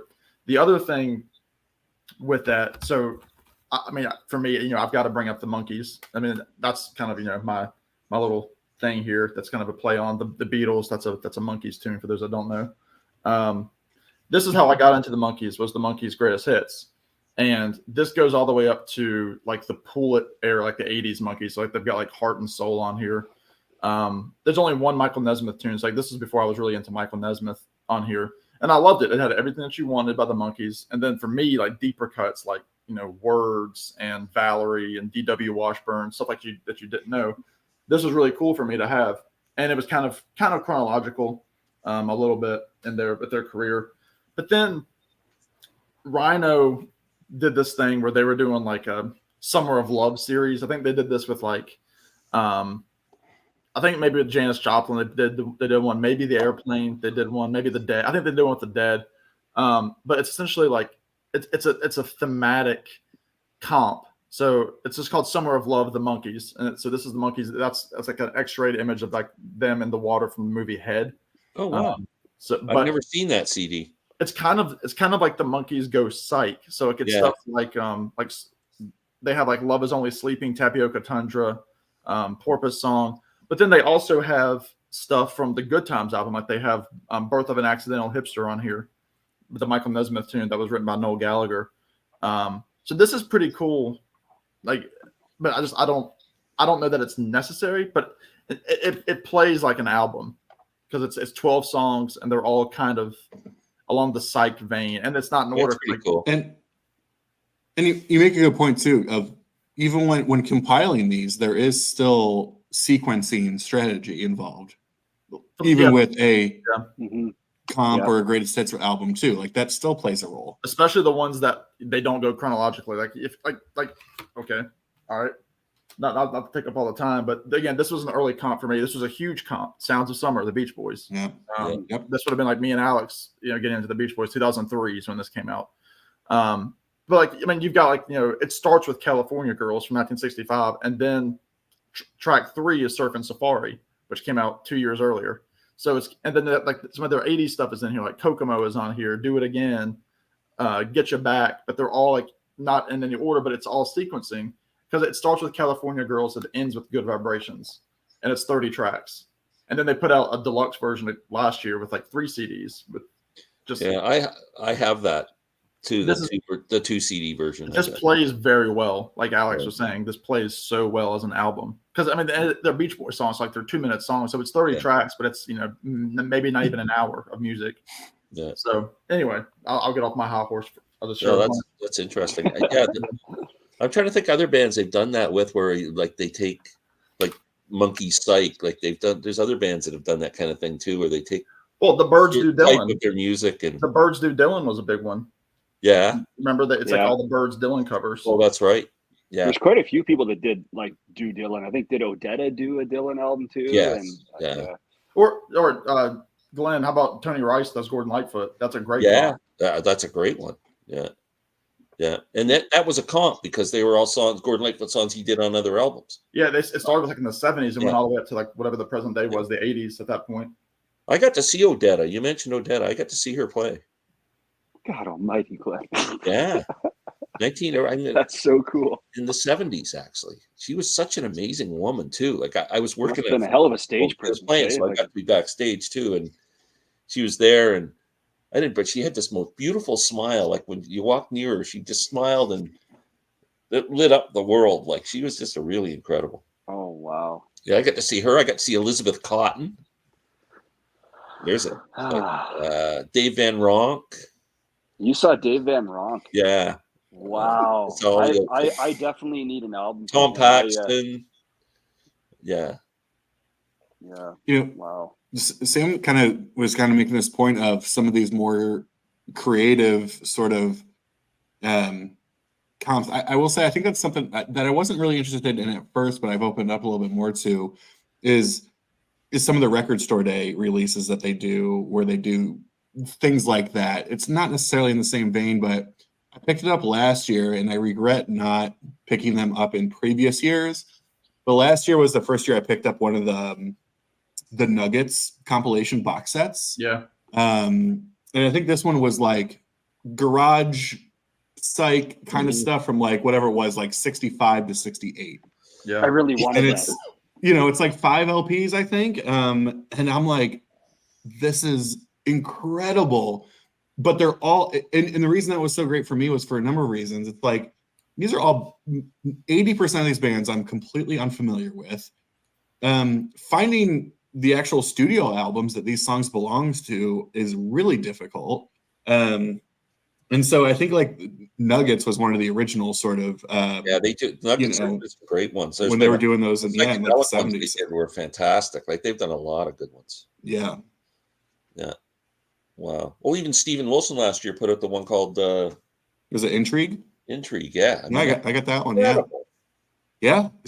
Same thing. And it's like someone else's point over here of like, the point of a lot of these is not necessarily just for the fan that wants to pad their collection, but it's like specifically like the Intrigue. So Intrigue, was sort of phrased as, progressive sounds of the late 70s and, early 80s. And so it's like this sort of, it's like the XTCs of the world or the Ultravoxes, or it's like, some of these bands that are like quirkier, new wavy, post-punky, which is a genre that I am just not familiar with or into as much. But I picked that up because, he's one of those people I'm like, I trust this guy. And what an introduction to that genre and that style of music. I was the same. I bet you I've been introduced to 10 bands that I never paid any attention to that I really like. Yeah. I found some great stuff on there. Yeah, it's amazing. And the funny thing about that one, every cut is a different band. Yep. But it's so cohesive. It sounds like when you play it, you don't go, oh, that's jumping there and that's jumping over here. It just flows really nicely. Yeah. It's really weird. Billy Joel's greatest hit. There it is. Joel guy sucks. I love it. Love it. John's got to get his Billy Joel stuff in. Well, he only had like 3 albums anyway, didn't he, John? Yeah. And the annoying thing is when compilations replace the hits with remade versions or live. Back to the Everett Spencer Davis one. It was all remade stuff, and I don't even think I think it was like I don't even know if Spencer Davis and Winwood were even in the band. Oh, that's not good, Joel. Hope everything's okay. I don't have prostate cancer if he's referring to me. I just have enlarged issues. Rhino Records makes great comps, the best comps.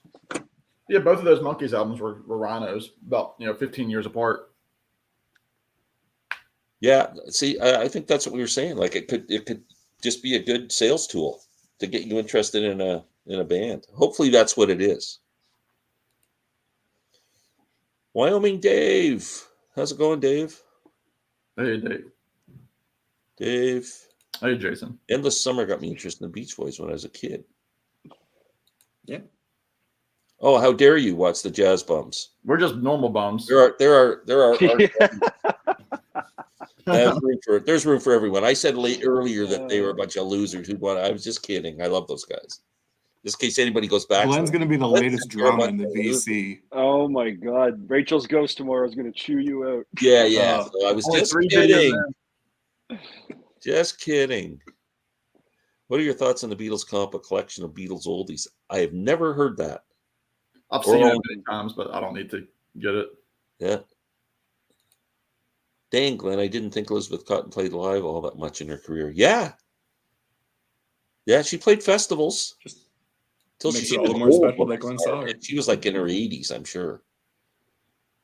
Nuggets is great, yeah. Sorry, Gene Clark was in music on vinyl, not vinyl me, please. I want to know which of you has the Beatles love songs comp. I never bought that either. I do have it. Do you? I do have it. There's a guy in the VC, Mr. Bizarro's Music Room, that played the Nuggets album on Twitch. He's in the Bizarro world. Interesting. Nuggets is one of the great comps of all time. You're so happy. It's perfect. Yeah. Me want to cry. Agreed. I'm going to have fun with Alex. Are on the we're going to have a good time. Except for we're going to sit around and watch Seinfeld. And we're just dumb. Yeah. Every garage band, including mine, covered half the songs from the original Nuggets. Yeah. Internet on. Hey, Derek. Billy Joel can't sing. Especially when he went electric. Yeah. I might be seeing Billy Joel sing in April. Wow, very cool. Good show. Joel, lots of hearts and love and Time of the Zombies. Okay. All right. So that brings me to this point. I have a Zombies comp. Right. It's sitting on top. And we were talking about bands that like do re-recordings and that sort of thing. There's a song on here. The last song on here is called Imagine the Swan, which was put out as a single by the Zombies, when in reality, it was really just Argent. Between the Zombies and Argent. Like by that point, Colin and everybody else had left the group. So I think Chris White, the bassist for the Zombies, wrote that song with Rod Argent. And then like, all the Argent guys were on it playing, and Rod Argent was singing the tune. This is a really cool comp. This was put out, again, it was kind of one of those cheaper labels, like, I don't even know, Fuel. It's some stupid brand, but this got me to the Zombies. But it had a lot of those singles because the Zombies only put out 2 real albums when they were first together. So like, Tell Her No, She's Not There. I Want You Back Again. I Love You. But then you got, Time of the Seasons on here, which is the only Odyssey and Oracle track on here, which is very interesting because, again, they were only a 2-album band, but tons of singles. So in order for me to have, be a completist, I had to get something like this to get all those singles. And that's another thing, back to the whole, collecting the singles, like the Beatles. We can talk about Past Masters. That's technically a comp. But if you were only somebody that were collecting studio albums, you would need that because most of those tracks are not on those albums. I mean, you get like, an alternate Get Back, like the single version, or, Let It Be with the alternate guitar solo and that sort of thing. But you need it to have, She's a Woman and I'm Down and stuff like that. Exactly. So Sam, are you a Zombies complete? Would you call yourself a Zombies completist? I'm trying to be slowly. I don't have a couple of those reunion albums in the early 2000s, but I feel bad for not having Odyssey and Oracle yet. Oh, that's great. just hang up on me. And I would say Jason too. I mean, that's when Sam brought the label up earlier, but I mean, to find like an original of that, good luck and spend the money. But I think Kraft did a reissue of it, as well as RSD Essentials might have done one. But like they did Odyssey and Oracle earlier. Yeah, I don't have that. Yeah, but I mean, the Kraft reissues are typically always great, and so it's like a $25 thing. But that's a I would like to have everything, but I would like to have everything by the Zombies, but I'm not there yet. I might bring you some VCLT when I get down there in a couple weeks. I might have something that you might enjoy.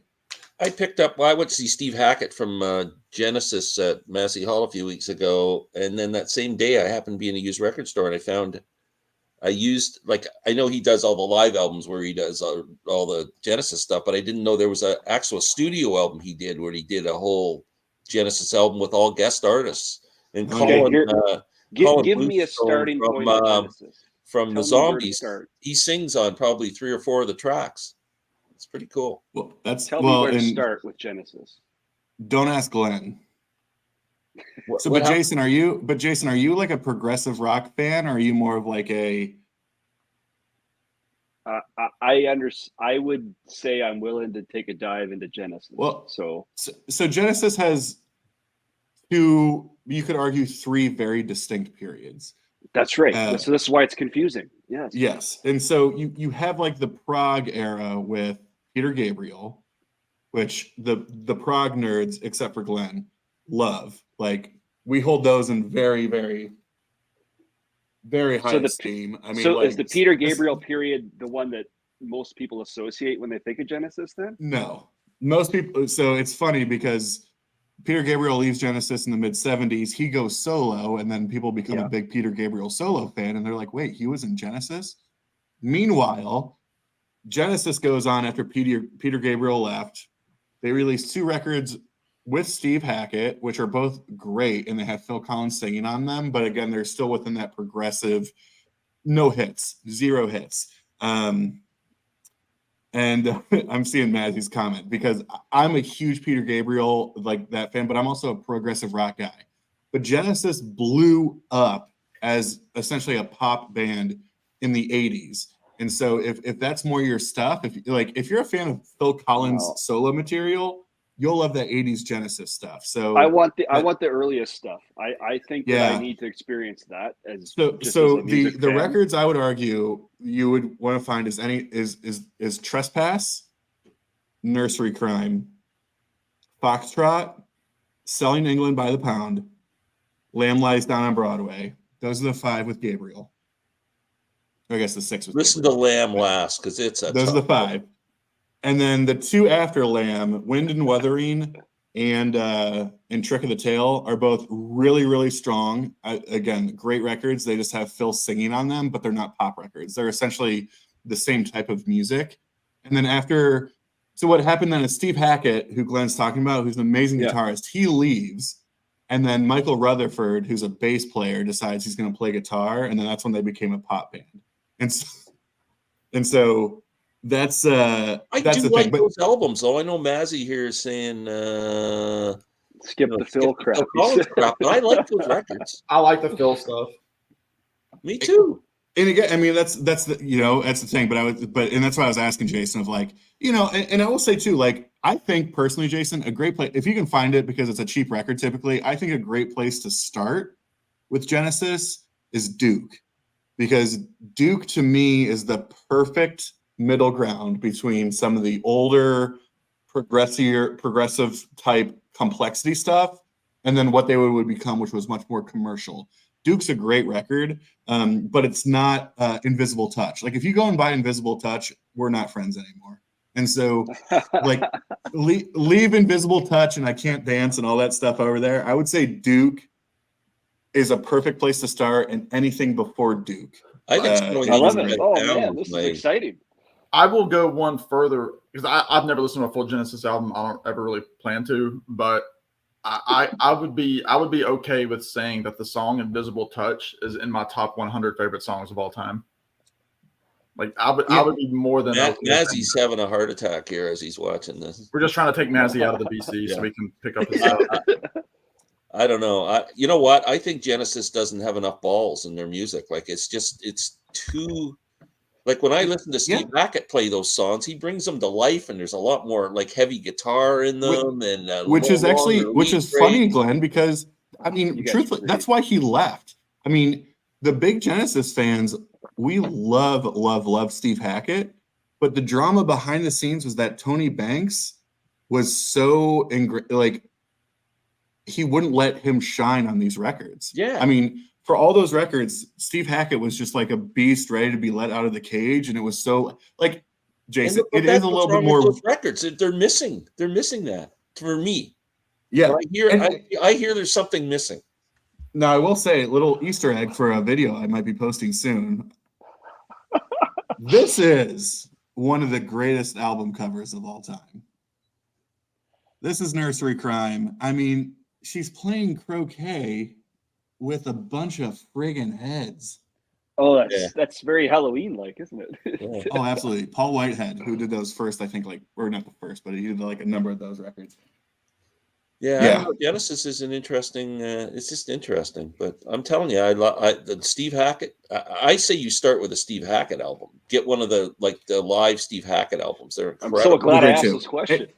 And we're blowing up now, but I would say also Steve Hackett's first solo album that he released post Genesis. Is that Spectral Mornings? Is his first one? No, I think that's the second one. Voyage of the Acolyte is his first. Oh, okay, I've got that too. And that is. Voyage of the Acolyte is as good as, like, Glenn, you know how good Chris Squire's Fish Out of Water is? Yeah. That's like the comparison. Voyage of the Acolyte is just as good as the other stuff. And to the chat going off about Peter Gabriel, I could not be more excited for Peter Gabriel's record to come out next month. Mazzy, it better be on your list if you're talking Peter Gabriel. I am. I'm really excited to hear it too. I cannot be more excited. Yeah. I like when Giants release new stuff, eh? Like it's Well, this is what we should be talking about for a second here, because I think this kind of went under the radar with the Beatles groups, but with the whole Rolling Stones album that just came out, the reason that Paul McCartney was involved with it called Dust Collector?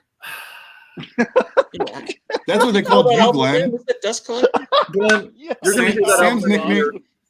Sam's nickname in high school was 7-inch splatter. Yours was Dust Collector. Yeah, Glenn, you need to open your horizons there to the Stones. But how often are you playing Bruce Springsteen's soul album? It wasn't as good as this album. How often? But you praised that album like it was the greatest thing that ever lived, and I knew it was going to be a Dust Collector 2 seconds after it was announced. The covers album. Yeah, or Western Stars. You play that at no Western Stars is different. What about the covers album? I haven't listened to it this year. But it's a different album. Because you and I had the debate. No, it's a great album, and I said no, it's not. You're going to buy it and you're going to put it on the shelf, and you'll never listen to it again. To be fair, look at Mazzy's comment. Now, come back and ask me how many people are playing. To be fair, Dust Collector. I had not listened Let It Bleed or Beggar's Banquet or Exile. Jeez, they're not playing it. I had not listened to A Hard Day's Night in over a year. I listened to it for the first time this year, 2 weeks ago, and I love that album. Well, I love all the Beatles albums. I'm very rarely playing. That's why I did a video a couple of weeks ago saying the Beatles aren't my favorite band anymore. I can't listen to albums back to back all the time. My Beatles they're not my favorite band anymore. But no, what I was saying was that I saw that. Well, they are your favorite band. They're the greatest band ever. They're just not my favorite. But Andrew Watt, that was doing the Stones album, was already working with McCartney on something else. Oh, that'll suck too then, because he produced he produced Miley Cyrus and Ed Sheeran. I mean, come on, he's a pop guy. Sam, sell music to 18-year-olds. That's what they're doing. Sam, next Friday we should compete again with the Jazz Bums, since they decided to compete with us tonight, and we should do a Friday night stream, you and I together at Casa de Sam. Yeah. Oh yeah. It would be good, and yeah, we'd just be like. I saw an interview with Mick Jagger promoting the new album, and the guy asked the question, something about that the album sounds fresh and current and modern, and Jagger specifically said that was the whole plan. We did not want to sound like the Rolling Stones from 1970. We wanted to sound like a new pop band. He said that. And that's not I'm sorry, that's not my Rolling Stones. I love the frickin' Stones. I got 2 more comps. Go ahead. About 28 more. This one's actually dedicated now to that Jason. we're kind of getting all Go Because- and I love it. at it. This You'll is get awesome. 32 people watching. It's good. Ooh. Yes, the Stone. No, Norman. The Stones album is great. It's great. It's freaking great. What did Norm say about it? That it was good. It's a great This album. one's for Jason. Jason, I remember when you did I think it was your intro video, because your intro was like sort of like the 10 records I'm spinning most or whatever, right? Yeah. And I think, did you show, was it Brave New World, Steve Miller Band? Probably. Or was it yeah. Sailor? It was one of those early I Steve think it was Miller. Brave New World. Yeah. It was, And yeah. actually, it was thanks to Mazzy. If you're still there, Mazzy, like Well, that early era of Steve Miller, incredible. See, now I'm just looking sloppy, because I was also going to say this was thanks to Mazzy. Was, again, we're talking about an artist who released 7 studio records before the Joker, right? Like Yeah. Steve Miller Band Yes. released 7 studio albums before the Joker and became like the mega pop person that he did. And so it was actually Mazzy's recommendation of like, hey, if you're interested in that early sort of psychedelic-y stuff, but don't know where to start or don't know if you want to go all in, find this. And so this is Steve Miller Band Anthology. So this is a quote unquote greatest hits, but there are no, not Sure. really hits per se. A lot of the things they were reworking and would become hits later. But this is great. I bought this, and it's a double record, and it is everything leading up to the Joker, but doesn't have anything from, I think, Rock, whatever it is, Rock Island or Rock Love. Rock Island, that's Jethro Tull. Rock Love is Steve Miller. Or his first one, Children of the Future, which I love that record. But this to me, of like, if you're interested in Steve Miller before the Joker, before Jet Airliner, before God forbid, I want to reach out and grab you, then this is a great place to start. I mean, I think this is a $5 to $8, a $5 to $10 record store record. Anthology, double album, a lot of that stuff. And if you love this, then you know what? I think I will dip my toes into those first 7 Steve Miller Band albums before he blew up with the first Joker 2 and Steve everything Miller else. Band albums are the classic ones with Boz Scaggs. Yes. Yeah. For sure. And I love this stuff. I don't own anything really after that. So Me neither. This is a great comp. Okay, I was so excited when I I'm going to listened fight to with those. my friend Mazzy here. The Stones album is probably really good, Mazzy. I won't argue with you, but I'm telling you, a month from now, you won't be listening to it. That's my prediction. You got 7,000 other albums. You wasted your money. I think it's because I'm getting older now and I don't have the income that I had when I was working, and now I have to be more discretionary with my spending. So now I'm buying albums that I know I will continue to listen to. That's kind of what I spend my money on. If I think, man, I'll buy this and they'll sit on the shelf a month from now. Which most old rockers, that's what happens. Back to the topic there. Another great reason for comps or best ofs or whatever is that if it's an artist that or the label can't either find the tapes or they don't want to put the effort in, or I think we sort of danced around the issue before, like it's just an intro to an artist's catalog. Like I remember when I started really getting into music, it was obviously the CD era, and I couldn't find anything blues related at all. And I knew about the big names in blues, and so I listened to a few, and one of my favorite CDs I own, it's upstairs right now. It's Beat the Shit, because it was always being played. It's not scratched, but the jewel case is just won't even close anymore, right? So one of my priorities when I got a record player and I was like, I'm diving into this hobby, was to find it on vinyl, and I did. And unfortunately, it's a friggin' wax time thing, which we know is just garbage. But I needed it, and someday I'm going to search for an OG. But greatest hits, sometimes they can be your gateway into to an artist's catalog. And that just pays dividends, right? And the album I'm referring to is the Best of Muddy Waters. Now, nice. This CD, the CD version of this, and obviously the album. I have it on garbage, CD. But the CD, man, I that is the reason why I went down the blues rabbit hole. I was like just incredible stuff, and I really, as much as I shit on comps and best ofs and all that stuff, like that is the strength, is that it can really introduce you to an artist. Like if you really like all these hits, then hey, maybe go for those deeper cuts. And then to do that, you have to get the albums, right? Yeah. I'll let this out of the bag. I've been watching it, but if you go grab it before me, Amazon warehouse sale, Amazon.ca, Muddy Waters. It's called Singles and B-Sides. It's a double CD comp. And it's like $23. I've been watching it. It started at 30 and it's now down to $23. It looks amazing. God damn. But Glenn made the point, and I think it was the point when I think about when I first started getting into music, I was 12, 13, whatever that was, and I would go to. Y'all remember back in the day when you would go? I don't know how it was in Canada, but for probably Sam and I, when we would go and buy CDs, it was Best Buy. Sam, I don't know if you remember Circuit City. We had one around here. We had FYE as well. Yeah, they all had big CD music sections, right? Back in the day. Did, and now it's like they're all. I don't even think Circuit City exists anymore. Walmart was top notch back in the day. Yeah, exactly. I remember going to Walmart at like 2 a.m. one time because I was traveling and I forgot to pack socks, and I picked up a pack of socks, a Snickers bar, and Purple Rain, and I was like, "This is." I was like, "This is." That's the opening of your autobiography. That's what I'm trying to say. I was like, that should be the it's like I thought, like I was like 17 at the time. I was like, this is a midlife crisis of a 17-year-old.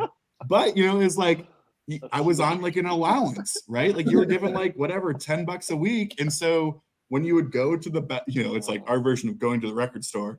When you would go to Best Buy and you would see an album, it's like you would just gravitate towards the greatest hits ones. I mean, that's what you sort of grew up on because it was like you had the limited funds, but you wanted a little bit of everything. So whether it was Bowie or Guns N' Roses or U2 or whoever it was like you just gravitated towards those greatest hits. James says the only songs on this new album are purposely poppy, like Angry. Phil Collins played in Led Zeppelin. Gabriel did not. Yeah, but Phil regrets it. That was a bit of an ego trip. If you were to hear...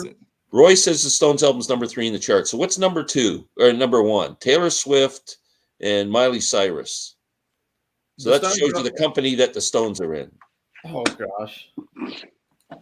The song Depending on You from that album sounds like something that could have been on Banquet or Sticky Fingers. That's my favorite. It's like the country kind of... It's like they got the slide steel guitar. It's awesome. That closes out side 1, I think, or right? No, it's the third song on the. The only song I liked was the blues one at the end with just Keith and Mick doing the Muddy Waters thing. The one with McCartney's absolutely horrid. Oh my God! Oh Jesus! Absolutely horrid. Hot takes.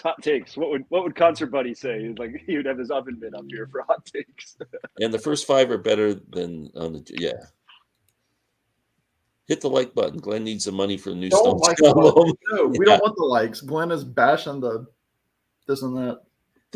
It's a fine album. I'm not cutting up. I'm just saying that you won't be listening to it a couple months from now. You will forget it even existed. Save your money. I'm being Uncle Glenn is trying to give you good advice. Not Uncle Glenn. Big Daddy, as Steve calls him. Big Daddy. That's right.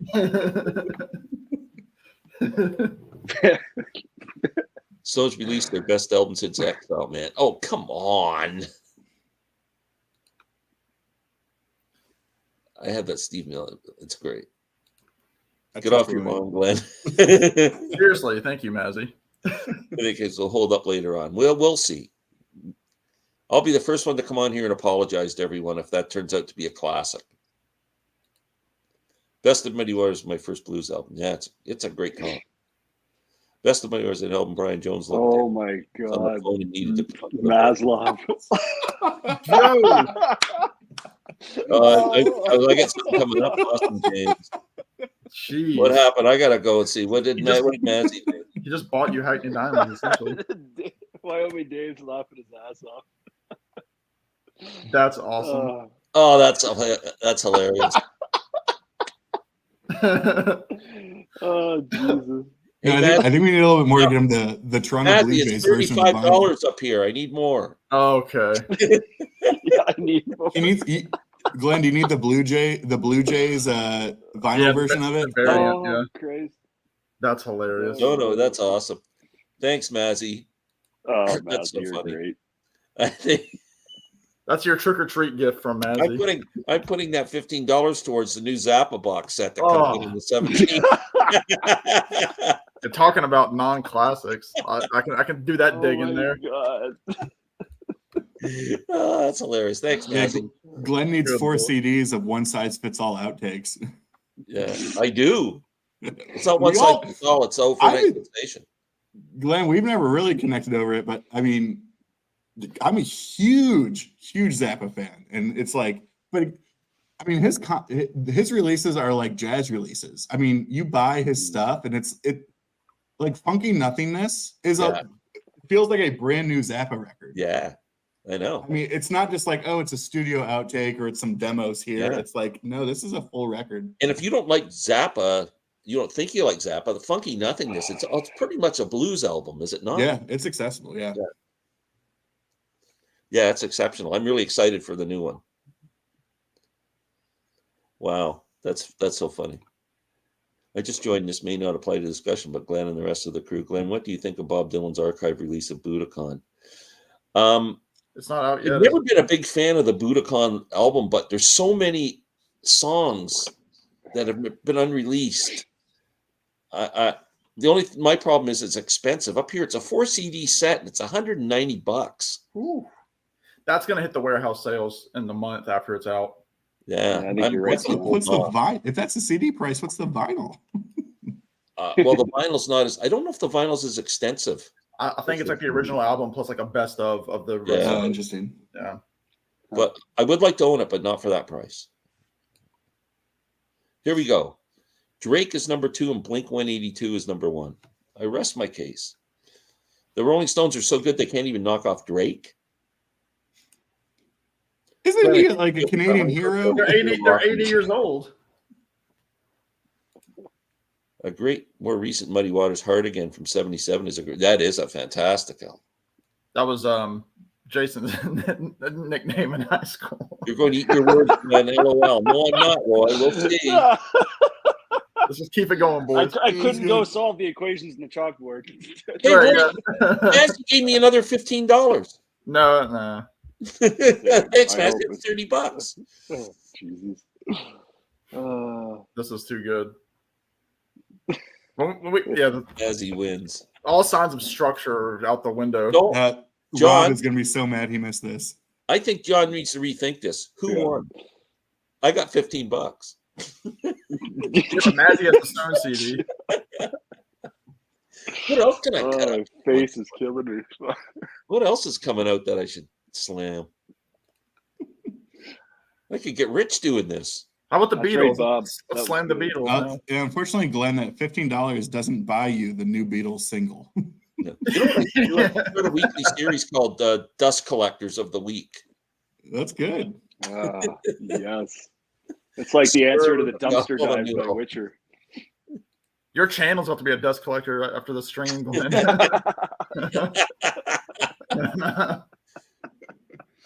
Yeah, James has got a point. That's another thing. When every time a classic rocker puts out a new album, the ad always says this is their best album since Exile. This is their best That's album. true. They do that for everyone. Elton John, every time he puts out an album, it sucks, and they say this is as good as Madman Across the Water. No, it's not. That is very true. They do that for hype and for sales. You can pick the Joe Case or the Digipack. Oh, good. Yeah, exactly. Oh my god. Yeah. Good. That's about right, Mazzy. Yeah. If I ever travel down south to visit Mazzy, I'm expecting him to pay for all my coffee and martinis. Zappa does have a good comp. It's Strictly Commercial is a good comp. I bought the new Blink 182 album. It's pretty good. Is it better than Hackney Dust? Blink 182 on vinyl, of course. Of course. Who buys their Blink 182 on CD? Be silly. 3 or Egypt Station to me. I do. I like both those albums.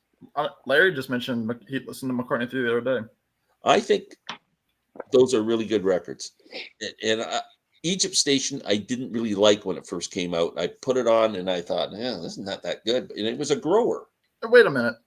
Let's go back to Egypt Station for a minute. Compare that to Hackney Diamonds on account of that has like 6 producers on them. One of whom is Ryan Tedder from One Yeah, Republic. no, I know. So it's not a classic McCartney, but yeah, and it sits on my shelf. Egypt Station. So you're listening to it to apologize, McCartney style. Yeah. Oh my god! You could have bet me a lot of money, and I would not have bet One Republic was going to make an appearance on the show tonight. So tune in next week for Imagine Dragons. There we go. Man, I like Egypt Station too. Mazzy, I'd really like to be able to buy that record.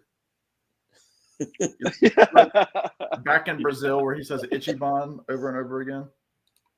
Just picked up a Muddy Waters Sail On Cadet, $20. Whoa, nice. Glenn will clear $350 once the Canadian government takes their share. Yeah. 6 months from now, you'll find Stone CD for $10. It won't even be 6 months. You'll be buying it in a week. Chestnut. Okay, cool. I still listen to McCartney 3. I haven't listened to it for a while, but I like it. And I would, if I felt like playing McCartney. See, that's what I got to say. I mean, I don't even play Beatles records much anymore. But if I was in the mood for McCartney, I wouldn't necessarily grab Venus and Mars or Band on the Run or his classic albums. I could see myself picking Egypt Station or I do that with Dylan off the shelf and playing it. If I was in the mood for the Stones, I am not picking Bigger Bang. I'm not picking Hackneyed Diamonds. I'm picking Beggar's Banquet. But you could pick that with your new earnings. So there. Here's an off-topic, sort of on-topic question for you guys, especially you Beatles nerds. So in that 12-minute little video today, which really was awesome, Sam, thanks for the link for that. They kind of allude to the fact that, John would have wanted this, or John would have wanted this, and the Beatles would have been into all the technology stuff. Do you find that those statements are like 100% true? No. No. I think the technology, yes, because they were going ahead in the studio. I think it's hard to say because like part of the reason that project was shelved was because George didn't like the quality of the Now and Then song. So it's kind of hard to say like, George would like this now, when in reality George is probably the most stubborn out of the 4. Yeah. But yeah, the tech for sure they would have been all for. I think that's cool, super cool. Which I'm gonna loop it back around. I guess some of y'all probably follow James Griffith's YouTube channel. He's one of the old, not older guys, but he's been on YouTube for a long time. He put up a post today, which is very interesting, where he said he had this long list of you can have the Stones without Charlie Watts, you can have the Beach Boys without Carl Wilson, you can have what was another one? Like you can have Oasis without the other guys, whatever it is. He went through 15, 20 artists, but he said you could not have the Beatles without one of those members. You could not have Zeppelin without John Paul Jones, without John Bonham, and you can't. The third one he said was ABBA. He said you can't have ABBA without one of those 4.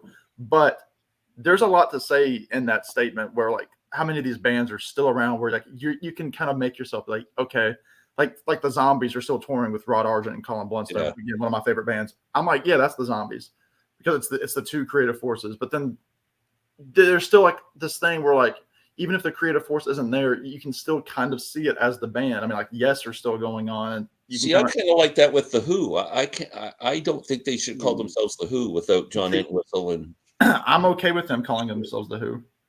I think they should have done singing the songs of Pete Townsend or doing the Who, or I don't know.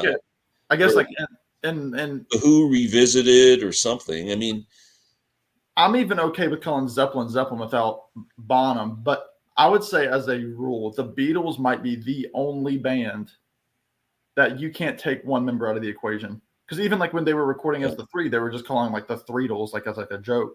Yeah. You can't have they couldn't have toured without John. If in the 80s they're let's tour again to make money. We don't have John Lennon. Let's get Julian. or whoever. It couldn't work. That's an interesting question for a future Wednesday night, is finding bands and removing a person from it and see if they're still successful, and or throwing someone else into that seat to see. Well, back to Phil Collins with Zeppelin. Yeah, it's the same kind of thing in the 80s at Live Aid. I mean, you can do what you want because you own the name. Like the Stones can do what you want, but it's just Mick and Keith.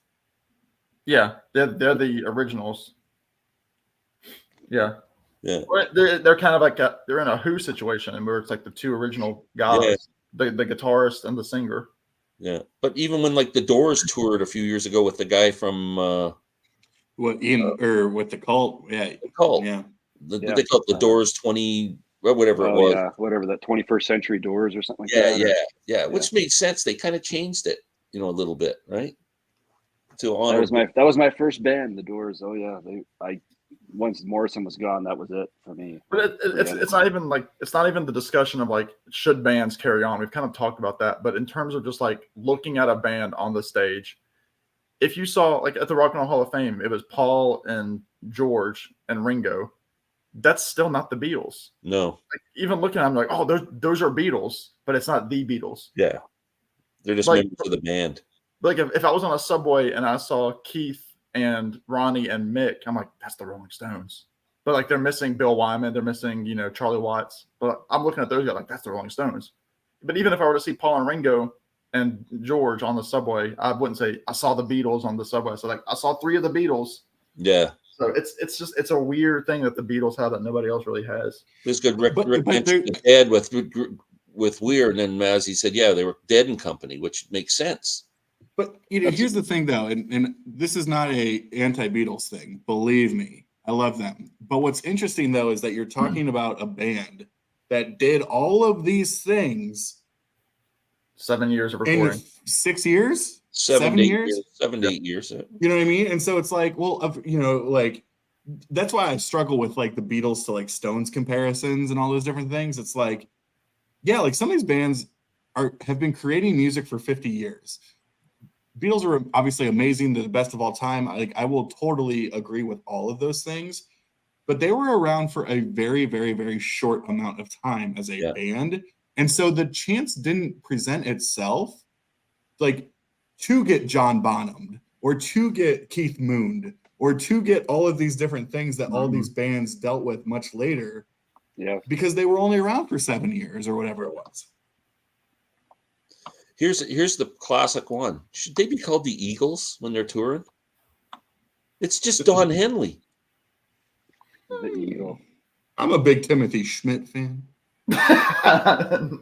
But he's not. Love Will Keep Us Alive is a banger, Sam. You watch your mouth. Yeah, he's not. He's not an original Eagle though. But Tommy Shaw is not an original member of Styx, and you love Styx, Glenn. Oh, it's my favorite band. I know. You got to redo another video now. Your new favorite band. They're albums are even dust collectors because I don't even have them. That's right. Styx, Dylan, Beatles, Styx, Beatles, Villains, Styx. Yeah. I mean, mine was a Threedles record too. But but that's a little bit different because there were so many Beatles songs where there was one member, 2 members, 3. Yeah, but they were still together as a band. I can't tell you. I saw Little Feat when they're playing. Thanks, Wyoming Dave. The vocals were slightly lacking. Yeah, Little Feat's another band. I mean, is there anybody left? Maybe Sam Clayton. I think maybe the roadie is the only guy. But they were touring with Little Feat. But I would go see that. It's an ex-wife is still alive. Yeah. She comes up on stage and took the better decision not continuing in the Enjoy division. Yeah. But see, like those trios are different because, like Depeche Mode, they're now a duo instead of a trio. That'd be interesting. Is John Densmore the only guy still kicking in the Doors? No, Krieger's still out there doing Krieger's out there. Did Densmore write another book? Looks like it. Oh, yeah. Timothy B. saying lead on I Can't Tell You Why. I can't tell you why. Yeah. Jeez, I close my eyes. I'm sitting with Timothy B. Schmidt. That's why they call me Beer and Vinyl. Yeah. Yeah, Grateful Dead is implied because it's a tribute to the history of the band. I mean, they're playing the songs, and Styx is a favorite band. Look, I brought this up last week. This is how I'm gonna get to 45 subscribers. Just wait for it. Is my appreciation of AOR bands. AOR bands have been getting just absolutely crucified by the VC since the invention of the VC. No one wants to talk about Styx or Foreigner or Journey or Triumph. Hey, their Triumph is freaking great. I'm a big Rick Emmett fan. You watch your. I always said Kansas in that too. Taught me that phrase last week. AOR. I was like, oh. You know, I just. You know what's wrong with all those bands is they're all okay musicians. They made perfect. Their albums are so perfect. There's no soul to them. Nothing. There's no soul. Imagine being so good at your craft that's a problem. It's tough. It's tough. Oh, it's horrible music. Horrible. like you making videos there, Alex. Like you're just so damn good at the craft. Yeah. It's so good I can't watch. It's so perfect. Yeah. Most of George's songs in the White Album are Beatles. Piece of Eight. Oh, now we got people. Come on, Derek. I have 3 Styx albums. Come on, Dave. Ranking about that, Dave. More books out than the Doors had albums. Yeah. Triumph is good. Rick Emmett, great guitar player. Rick Emmett's great. Loverboy, another. No nicknames, just band names, please. Yeah. Wow. Jeez. Hey, it's 10:03. Some of us have to go to bed. Some of us have to get ready for Music Talk with John's Walk and Talk. Yeah, you got to go slick your hair back. Yeah. Yeah. Anybody got anything they want to add about their channel? Who's got videos coming up? Anything cool coming up? Well, I'll jump in. I posted a video today, a short video, some VCLT from Steve at All the World's a Stage. Just amazing. Sent me a cool record, all that good stuff, and some swag. I guess it's better late than never. You know, the funny thing about joining the community and posting your first video when you do is like, how late is too late to jump on a thread? Yeah, good question. So it was Chris Prophy, I think yesterday posted about he did his top 10 illustrated album covers for Rob Walker over at Let the Music Play. And so I was like, well, if Chris did it yesterday, then I can do it. So the goal is to get this posted tomorrow. I'm doing my top 10 or a top 10 illustrated album covers. But my caveat is it's the top 10 illustrated album covers Prague edition. So cool. For all you Prague nerds out there, Can you tease us with one? Glenn, this is making an appearance. I know you appreciate it. So one of the great cover, great album. Nice. That'll be there. But not in all seriousness, I think last time I checked, I was at 42 subs. So we're on the road to 50. My wife said she's going to subscribe to you. I don't know. She's usually watching this. So, Lynn, if you haven't done that, go to Beer and Vinyl and subscribe. Please, everyone go over to Beer and Vinyl and subscribe. And to Jason's channel, too. And Sam's getting close to 1,000. Yeah, maybe. Right? No, honestly, Alex, like, you're a friggin' natural. Like, I really enjoyed the videos. Really awesome job. I loved your first one. Yeah, I'm looking forward to incredible.